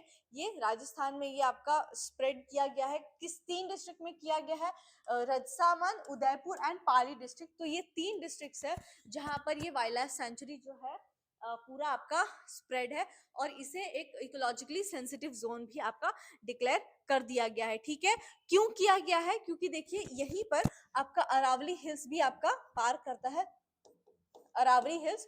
तो उसको स्ट्रेंथन करने के लिए, उसको प्रोटेक्ट करने के लिए, उसको कंजर्व करने के लिए अरावली हिल्स को, इस एरिया को, इस वाइल्ड लाइफ सेंचुरी को ESZ से डिक्लेयर किया गया है। चलिए अब आते हैं नेक्स्ट न्यूज पे। इस साल का जो रिपब्लिक डे होने वाला है 2026 में, इसका थीम बता दिया गया है। और थीम क्या है आपका? 150 years of Vande Mataram, 150th anniversary of Vande Mataram, ये होने वाला है इसका थीम। ये 150 इयर्स ऑफ वंदे मातरम बहुत ही थोड़ा बीच में विवादित हो गया था, क्योंकि सेशन के टाइम पे इसमें काफी देर तक इस पे डिबेट चला था, जो कि मेरे पॉइंट ऑफ व्यू से बहुत ही यूजलेस था। खैर वो अलग बात है। चलिए नेक्स्ट न्यूज पे आते हैं। हाँ, ये रिपब्लिक डे के बारे में जान लेंगे। तो इंडियन आर्मी एक बैटल एरे को डिस्प्ले करने वाली है, और हमें ये भी पता था एक एनिमल जो आर्मी एनिमल्स है, डिफेंस जो एनिमल्स है, मिलिट्री एनिमल्स है, उनका भी शोकेस किया जाएगा, और for the very first time वो भी परेड में पार्ट लेने वाले हैं। ठीक है, और चीफ गेस्ट कौन होने वाले हैं? तो यूरोपियन काउंसिल के प्रेसिडेंट जो है वो चीफ गेस्ट आपके होने वाले हैं। ठीक है, और टोटल कितने टेबलेक्स होंगे? तो 30 टेबलेक्स होंगे हमारे इंडिया की तरफ से, जो कि freedom, culture, self reliance and national development भी होने वाला है। लास्ट वीकेंड हमने पढ़ा था कि बिहार में भी स्टेट रिपब्लिक डे मनाई जाएंगी, इधर पटना के गांधी मैदान में, और वहां पे भी हमारे स्टेट के जो है टेबलेक्स को रिप्रेजेंट किया जाएगा। ठीक है, चलिए नेक्स्ट हम आते हैं मियावाकी मेथड के बारे में। देखिए, अभी रिसेंटली ये मियावाकी मेथड जो है वो काफी ज्यादा आपका बढ़ रहा है। क्या है ये मियावाकी मेथड? तो देखिए, ये ना एक डेंस एफॉरेस्टेशन टेक्निक है, जिसमें क्या है ना, एकदम बगल बगल आपके छोटे छोटे, मतलब जो पॉट्स होते हैं ना, प्लांट के पॉट्स होते हैं नेटिव स्पीशीज के, वो हम आपका बहुत ही बगल बगल आपके जो है, इसको हम पॉट प्लांटेशन मेथड भी कहते हैं। छोटे छोटे जो आपके श्रब्स हो गए, जो आपके ट्रीज हो गए, आप एकदम बहुत ना बगल बगल, यानी कि बहुत ही हाई डेंसिटी में आप इनको प्लांट करते हैं। तो ये क्या होता है, इससे एफॉरेस्टेशन होता है, और ये काफी एक सक्सेसफुल एफॉरेस्टेशन टेक्निक है, और ये जापानीज मेथड है। ठीक है, फॉरेस्ट जो है 10 टाइम्स इससे फास्टर ग्रो करते हैं, और बायोडाइवर्सिटी भी जो है वो काफी बढ़ जाती है। ठीक है, चलिए नेक्स्ट हम आते हैं साइंस एंड टेक के बारे में, जिसमें हम पहला बात करेंगे आर्टेमिस 2 मिशन के बारे में। क्या है ये आर्टेमिस 2 मिशन? तो पहली बात तो इसे कब लॉन्च किया जाएगा? इसे लॉन्च किया जाएगा 5 फरवरी 2026 को। और लीडिंग एजेंसी कौन है? देखिए ये इंडिया का मिशन नहीं है, ये एक इंटरनेशनल मिशन है। और हाँ, साइंस एंड टेक्नोलॉजी में ही है। ये एक इंटरनेशनल मिशन है। और जो इसकी लीडिंग एजेंसी है वो आपकी होगी नासा। और साथ ही साथ जो सब्सिडियरी एजेंसी है वो आपकी हो जाएंगी सीएसए, यानी कि कैनेडियन स्पेस एजेंसी। तो क्या है ये मिशन? देखिए मिशन जो है ये आपका नासा का पहला क्रूड लूनर मिशन होने वाला है। यानी कि क्रूड मतलब क्या है कि उसमें एस्ट्रोनॉट्स होंगे, ह्यूमन जाएंगे वहां पे, लेकिन लूनर मिशन होने वाला है, यानी कि मून से रिलेटेड मिशन होने वाला है, लेकिन वहां पे लैंडिंग नहीं होने वाला है। ठीक है, तो याद रखेंगे ये विदाउट लैंडिंग जो है एस्ट्रोनॉट्स मून के चारों तरफ जो है एक चक्कर काटने वाली है। ठीक है, और it marks the return of human space flight beyond earth orbit since Apollo 17 इन 1972। ठीक है, चलिए नेक्स्ट न्यूज पे आते हैं। तो देखिए दो रेयर एंड फ्लाई स्पीशीज आपके डिस्कवर किए गए हैं। कहाँ पे? वापस से आपके वेस्टर्न घाट्स में। वेस्टर्न घाट्स है ही इतनी हाई बायोडाइवर्सिटी एरिया। पहले हमने बात किया ना, हमें एक बटरफ्लाई नहीं, सॉरी, ऑर्थोपोडा की एक स्पीशीज, एम्फीबियन की स्पीशीज हमें मिली थी, जो केचुआ, केचुआ वाली जो एक स्पीशीज है वो डिस्कवर हुई थी, है ना, वेस्टर्न घाट में, जो कि वाल्मीकि के नाम पे उसका नाम रखा गया था। और अब जो है एक रेयर एंट फ्लाई भी आपका डिस्कवर किया गया है। ये ना काफी ज्यादा एक रेयर है और इसे डिटेक्ट करना बहुत मुश्किल होता है, क्योंकि ये एंट्स जो चींटी के जो ये होते हैं ना आपके हाइडआउट्स जो चींटी के होते हैं, उनके नेस्ट जो होते हैं वहां पे ये अपने लार्वा यानी एग्स अपने ले करते, तो इनको थोड़ा काइंड ऑफ डिटेक्ट करना बहुत ज्यादा मुश्किल हो जाता है, और इसीलिए इन्हीं रीजन से इनको एक्सेप्शनली रेयर भी बोला गया है। चलिए अब इंटरनेशनल सेक्शन पे हम आते हैं MIL के बारे में। यानी कि जो MIL यानी media and information literacy, MIL यानी यूनेस्को की जो MIL अलायंस है, उन्होंने अनाउंस किया है उनके for the very first time global board के लिए वो इलेक्शंस कंडक्ट कराने वाले हैं, marking a major milestone in its institutional government. ठीक है, तो ये यूनेस्को के अंडर ही आती है। ठीक है, इसको 2013 में लॉन्च किया गया था। कहाँ पे? नाइजीरिया के अंबुजा में, और इस बार इसे वापस से रिलॉन्च किया गया है। ठीक है, 2025 में। चलिए नेक्स्ट आते हैं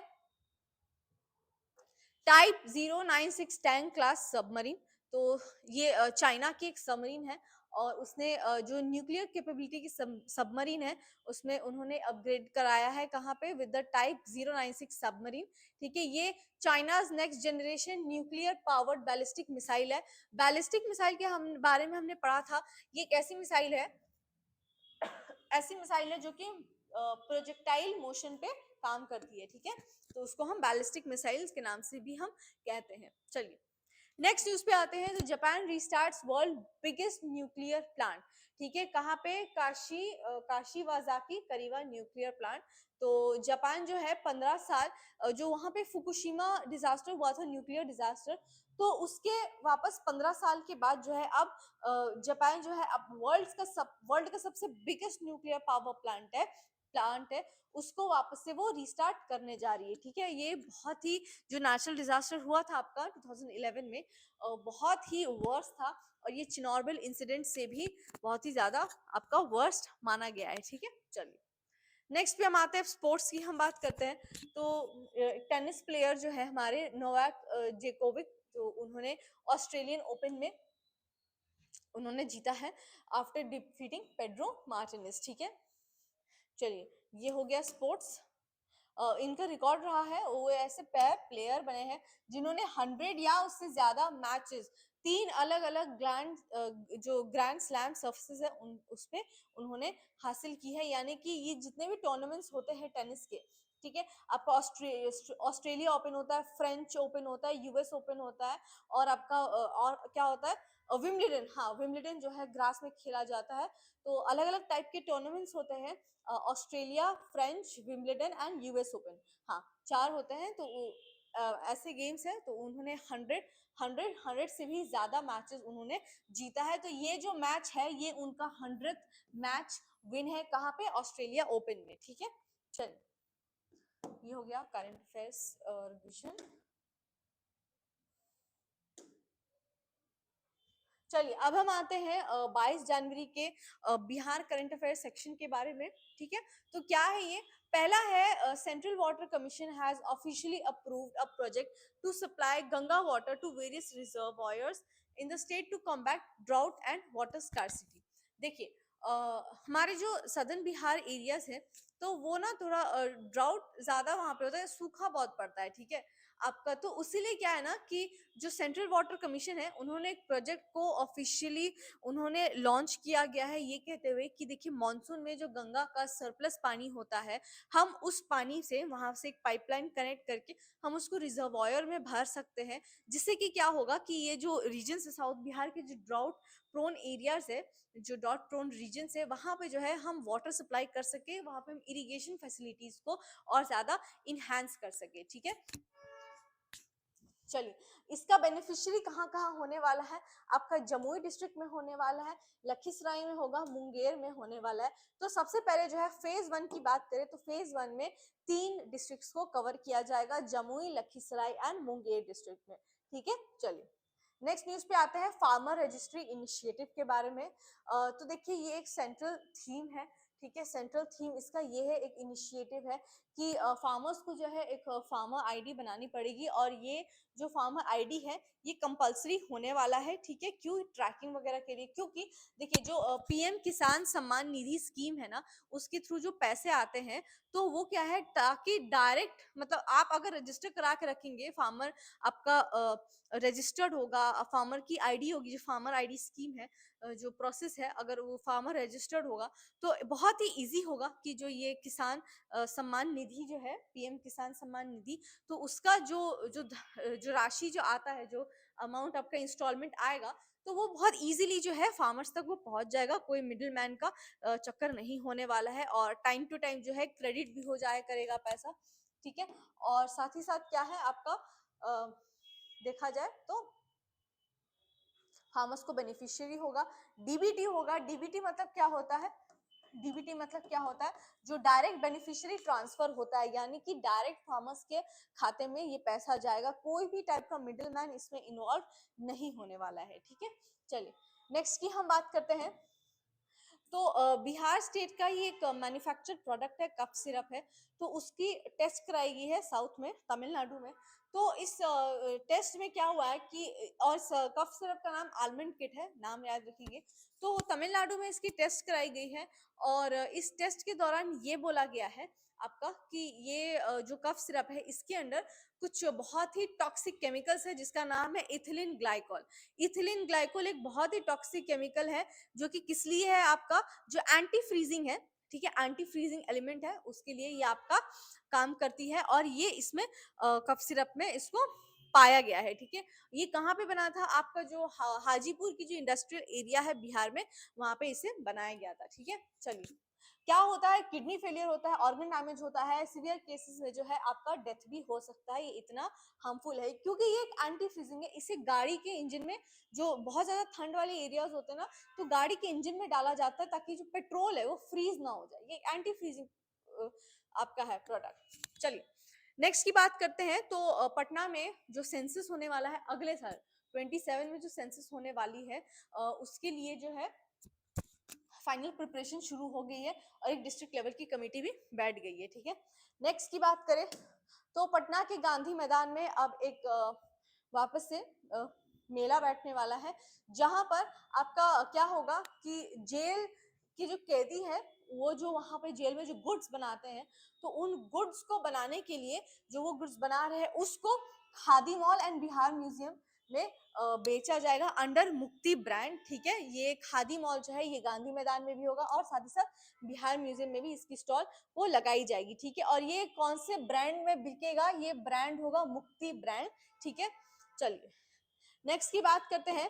तो बिहार जो है ओवरसीज स्कॉलरशिप, और साथ ही साथ जो SC ST स्टूडेंट्स है उनके हॉस्टल्स के लिए जो है एक काइंड ऑफ आपका स्कॉलरशिप रिसीव कर रही है, गवर्नमेंट अप्रूवल इसे मिल गया है। किसके लिए? आपका hostel funding increase village development grants के लिए आपको मिल गया है। चलिए नेक्स्ट है, अभी हमने पढ़ा था डॉल्फिन सर्वे के बारे में, तो अब यहाँ पे भी हम देखेंगे तो बिहार की जो फॉरेस्ट डिपार्टमेंट है उन्होंने एक रीजनल वर्कशॉप जो है लॉन्च किया है। किसके लिए? जो गैंगेटिक डॉल्फिन है उनके कंजर्वेशन, उनका सर्वे करने के लिए, उनकी प्रोडक्शन, उनकी कंजर्वेशन वगैरह पे बातचीत करने के लिए एक सर्वे को आपको लॉन्च किया गया है। अब डॉल्फिन की बात करें तो 2009 में गैंगेटिक डॉल्फिन को इंडिया का जो है आपका नेशनल एक्वेटिक एनिमल माना गया था, गैंगेटिक डॉल्फिन्स को। ठीक है, और ये कहाँ कहाँ पाया जाता है? आपका गंगा, ब्रह्मपुत्रा, मेघना रिवर सिस्टम में ये आपका पाया जाता है, और ये एक फ्रेश वाटर रिवर डॉल्फिन भी है। अगर हम इसका आईयूसीएन स्टेटस के बारे में देखें तो ये काफी ज्यादा एक इंडेंजर्ड एनिमल है, सॉरी इंडेंजर्ड, हाँ, एक्वेटिक एनिमल है। ठीक है, और ये प्रोजेक्ट डॉल्फिन के अंडर है। कब लॉन्च किया था? 2020 में। ठीक है, चलिए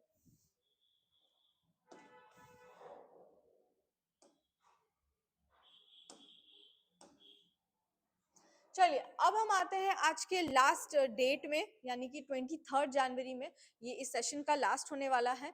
और कब होगा? ये डेट है 23 जनवरी। तो अब हम कुछ इंपॉर्टेंट डेट से हम शुरू करने वाले हैं।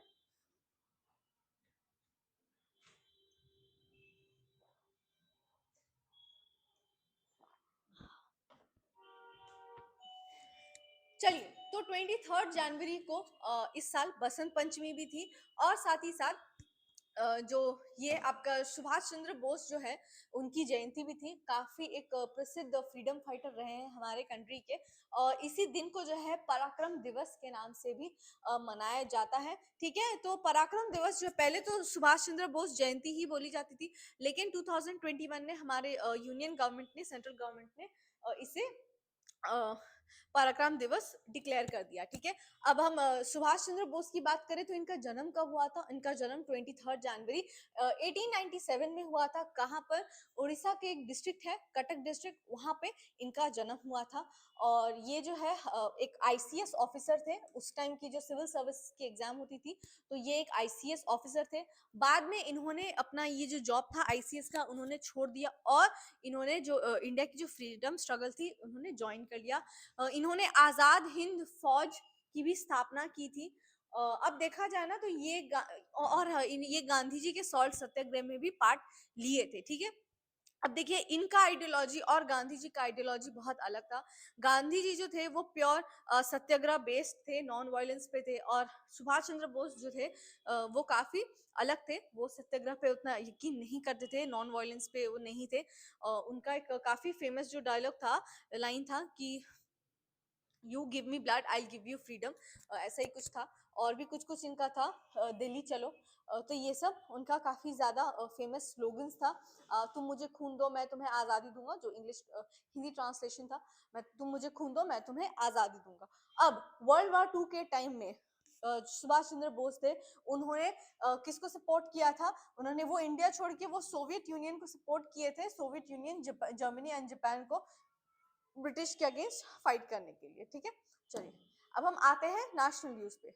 तो देखिए ये जो हमारा है इसमें वर्ड है अटल पेंशन योजना।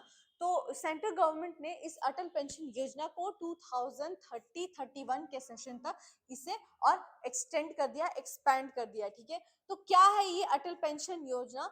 तो देखिए 60 साल के ऊपर जो जो भी है, तो इससे एक फिक्स्ड मंथली गारंटीड पेंशन मिलने वाला है, 1,000 से लेके 5,000 तक के अमाउंट का। डिपेंड करता है कि जो ये है बेनिफिशियरीज है उन्होंने कितना कंट्रीब्यूट किया है, उसके बेसिस पे आपको 1,000 से लेके 5,000 तक का एक मैंडेटरी आपको मंथली गारंटीड है, आपको पेंशन मिलने वाला है। ठीक है, चलिए नेक्स्ट की याद करते हैं। तो जो हमारे इंडिया की जो जीएसआई है, यानी कि global geological survey of India, जो कि किसके अंडर आती है? मिनिस्ट्री ऑफ माइंस के अंडर। तो उन्होंने एक होस्ट करने जा रहे हैं एक मीटिंग, जो कि क्या होने वाला है? 65th एडिशन होने वाला है किसका? Central geological programming board. तो इसकी मीटिंग होने वाली है। ठीक है, जहां पे वो अपना एनुअल जो फील्ड सीजन प्रोग्राम है उसको वो प्रेजेंट करने वाले हैं, ठीक है। चलिए, ये जो मीटिंग है इसको चेयर कौन करेगा? By the secretary, ministry of mines, in the presence of GSI director general Asit Asit Saha, ठीक है। चलिए, नेक्स्ट की हम बात करते हैं। Hyderabad to host a 750-year-old Sufi Basant tradition. थोड़ा पानी पी लीजिए।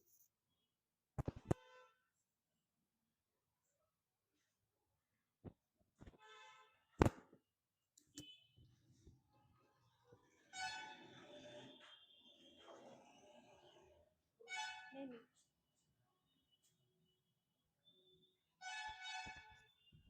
चलिए, तो हैदराबाद एक लॉन्च करने वाला है 750-year-old बसंत सूफी बसंत ट्रेडिशन को। तो जो सूफी बसंत ट्रेडिशन है उसको ऑर्गेनाइज किया गया है Telangana arts and cultural council in Hyderabad on 23 जनवरी। तो ये इवेंट क्या है, इंक्लूड करने वाला है महफिल ए निज़ामी, जो कि एक कवाली परफॉर्मेंस है featuring composition of Aamir Khusro, ठीक है। तो ये एनुअल सूफी बसंत सेलिब्रेशन है हैदराबाद में, इसे ऑर्गेनाइज किया जाएगा।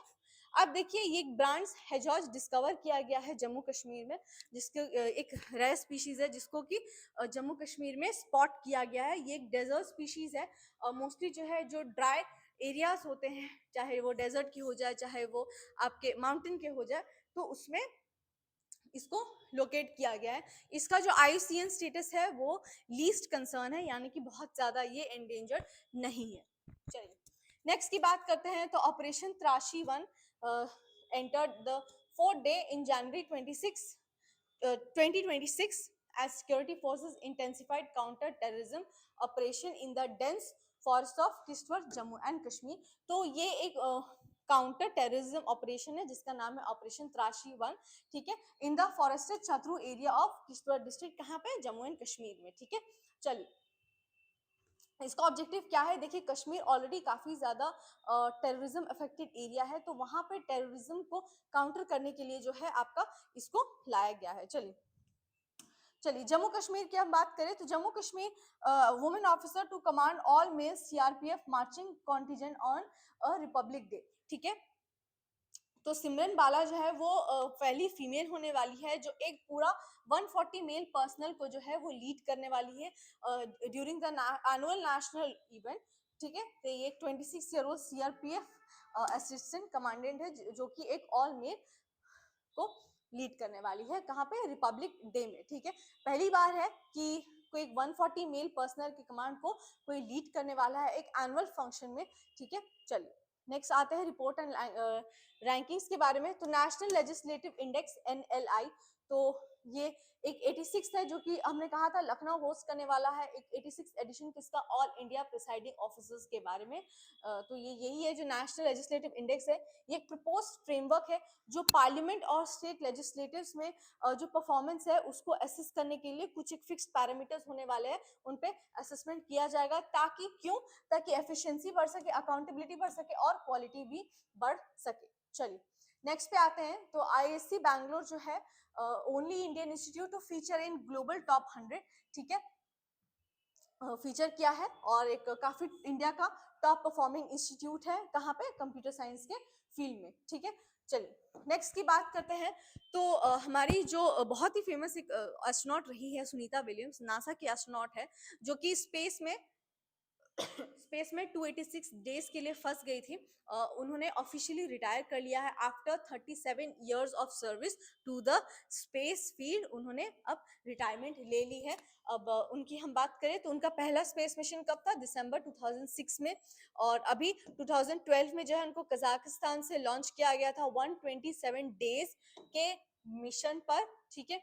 रिसेंट मिशन की बात करें जिसमें कि वो फंस गई थी, तो बोइंग स्टार लाइनर से जो है जून 2024 में उन्हें लॉन्च किया गया था स्पेस में, लेकिन कुछ टेक्निकल प्रॉब्लम्स की वजह से जो है वो अपने शेड्यूल टाइम से भी ज्यादा ही दिन, 286 दिन, ऑलमोस्ट अ ईयर कह सकते हैं, ऑलमोस्ट अ ईयर तक वो स्पेस में फंसी रहे। और फाइनली जो स्पेसएक्स जो कंपनी है, एलन मस्क की जो कंपनी है, तो उन्होंने फाइनली जो है आपको ये रेस्क्यू कराई। उन्होंने सुनीता विलियम्स और जो उनके साथ फेलो एस्ट्रोनॉट्स हैं उन्हें रेस्क्यू कराया और वो इंडिया वापस पहुंची।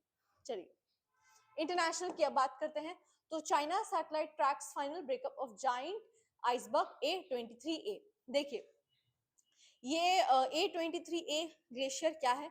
तो ये अंटार्कटिका से टूट के ये एक इंडिपेंडेंट ग्लेशियर बना था और अब ये ग्लेशियर जो है अपने फाइनल ब्रेकडाउन स्टेप पे ये आ चुका है और चाइना इसी को जो है आपको डिटेक्ट कर रहा है इसके ब्रेकेज को, मतलब इसका क्या प्रोसेस हो रहा है, कैसे ये टूट रहा है, क्या चेंजेस ये लेके आ रही है, इसको कर रहा है। ये जो है वर्ल्ड का largest satellite sorry largest glacier है आपका आइसबर्ग A23A, लार्जेस्ट ग्लेशियर है और अब ये अपने डिसइंटीग्रेशन के यानी कि पिघलने के फाइनल स्टेज में ये घुस चुका है, ठीक है। और इसे किसने बताया है? चाइना ने डिटेक्ट करके बताया है।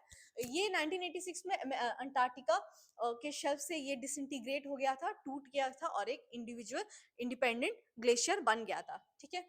नेक्स्ट की हम बात करते हैं तो दोस्ती 17 कोस्ट गार्ड एक्सरसाइज, जो कि कहाँ होने वाला है आपका, ये एक ट्राइलैटरल एक्सरसाइज है जो कि मालदीव में, मालदीव का कैपिटल है माले, वहां पे कंडक्ट कराया जाने वाला है। पहले जो है ये एक बायलैटरल एक्सरसाइज था इंडिया और माले के साथ, और अब जो है बाद में आपका श्रीलंका ने भी ज्वाइन कर लिया था इसको 2012 में।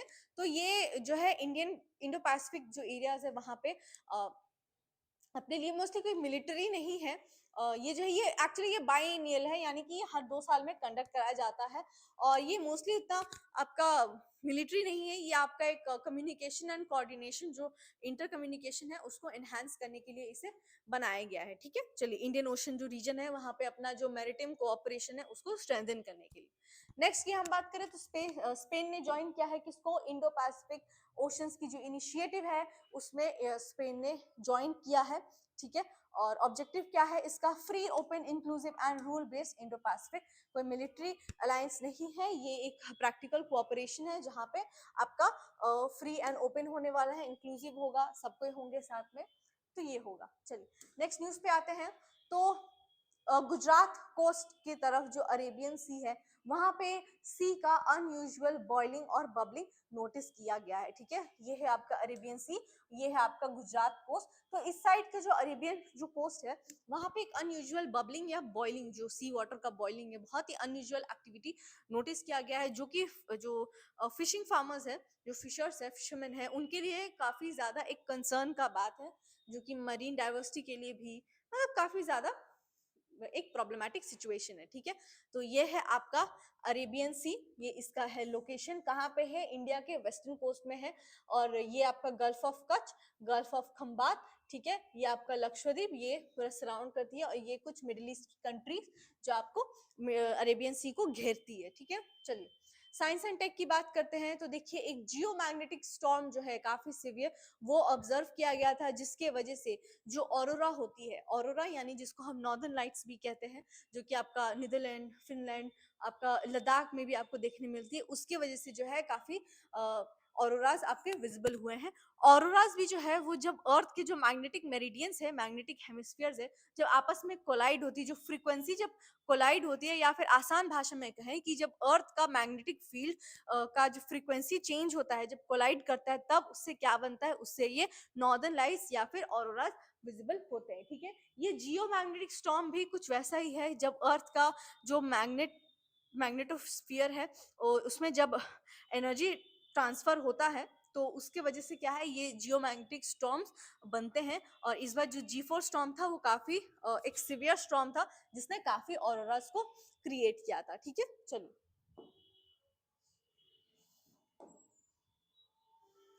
बुक्स एंड ऑथर्स पे आते हैं तो वाइस प्रेसिडेंट ने रिलीज किया है एक बुक, किसमें? Book on Ram Janmabhoomi movement, ठीक है। उन्होंने ये बुक रिलीज किया गया है, किस लिए? बुक का नाम है शेलिस of ambrosia Ram Janmabhoomi challenge and response. ये बुक किसके बारे में है? तो जो अयोध्या की जो राम मंदिर है, जो इतने सालों से उसने क्या क्या प्रॉब्लम्स और चैलेंजेस फेस किया है, क्या प्रॉब्लम्स आई हैं, स्ट्रगल हुए हैं, उस चीज को लेके जो है ये इस बुक को लॉन्च किया गया है, ठीक है। चलिए स्पोर्ट्स की बात करें तो Amelia Valverde appointed as the Indian senior women football team coach. तो इन्हें इंडिया के कोच बनाया गया है, किसको? अमेलिया वलवार्दे को, ठीक है। और इन्हें अपॉइंट किसने किया है? ऑल इंडिया फुटबॉल फेडरेशन ने। चलिए national para Olympic power lifting championship की हम बात करें तो इसको इनॉग्रेट किया गया है, कहाँ पर? रूरकी में। और किसने किया है? जो उत्तराखंड के सीएम है उन्होंने इसे इनॉग्रेट किया है, ठीक है। चलिए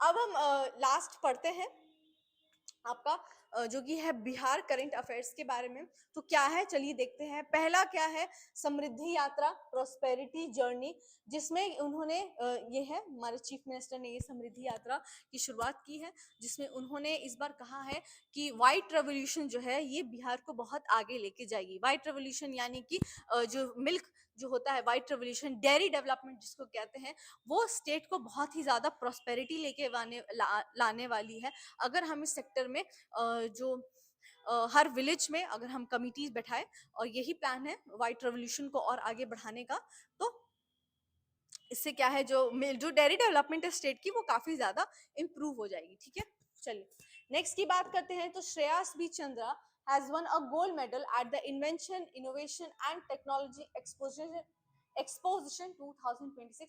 कहाँ पे हुआ था? बैंकॉक में हुआ था, थाईलैंड में। बैंकॉक, जो थाईलैंड के जो बैंकॉक है वहां पे हुआ था। तो वो अपने दो टीममेट्स के साथ गए थे और उन्होंने क्या डेवलप किया है, उन्होंने एक QR based database management system उन्होंने डेवलप किया है, जिसकी वजह से उन्हें एक आउटस्टैंडिंग परफॉर्मेंस दिया गया है और उन्हें गोल्ड मेडल से भी सम्मानित किया गया है। नेक्स्ट हम देखते हैं Bihar agriculture universities betel research centre. Betel मतलब जो सुपारी होता है, तो बीटल जो रिसर्च सेंटर है उसको national centre of excellence award से सम्मानित किया गया है नेशनल लेवल पर। ठीक है, ये 33rd एनुअल मीटिंग था जिसमें उसको अवार्ड मिला है। चलिए नेक्स्ट पे आते हैं। Bihar government to reopen closed sugar mills and build Chhapra airport. ठीक है, तो वहां पे शुगर मिल्स को बंद करके छपरा एयरपोर्ट की कंस्ट्रक्शन की जाएगी। नेक्स्ट की बात करें जो कि लास्ट है, Bihar sets national benchmark in power distribution as NBP DCL wins gold for digital consumer service. अभी हमने इसके बारे में पढ़ा भी था। The utility received a gold award at the national power conference in Delhi with official crediting smart meters digital service and financial reformers for the turnaround। चलिए, तो इतना ही था आज का सेशन। इस सेशन को जो है हम खत्म करते हैं और अगले वीकेंड हम फिर इस पूरे वीक की जो करंट अफेयर्स है उसको हम कवर करने वाले हैं। तो अगर वीडियो पसंद आता है तो लाइक जरूर करिएगा और सब्सक्राइब करिएगा सिविल सेवा मार्गदर्शन को। Thank you.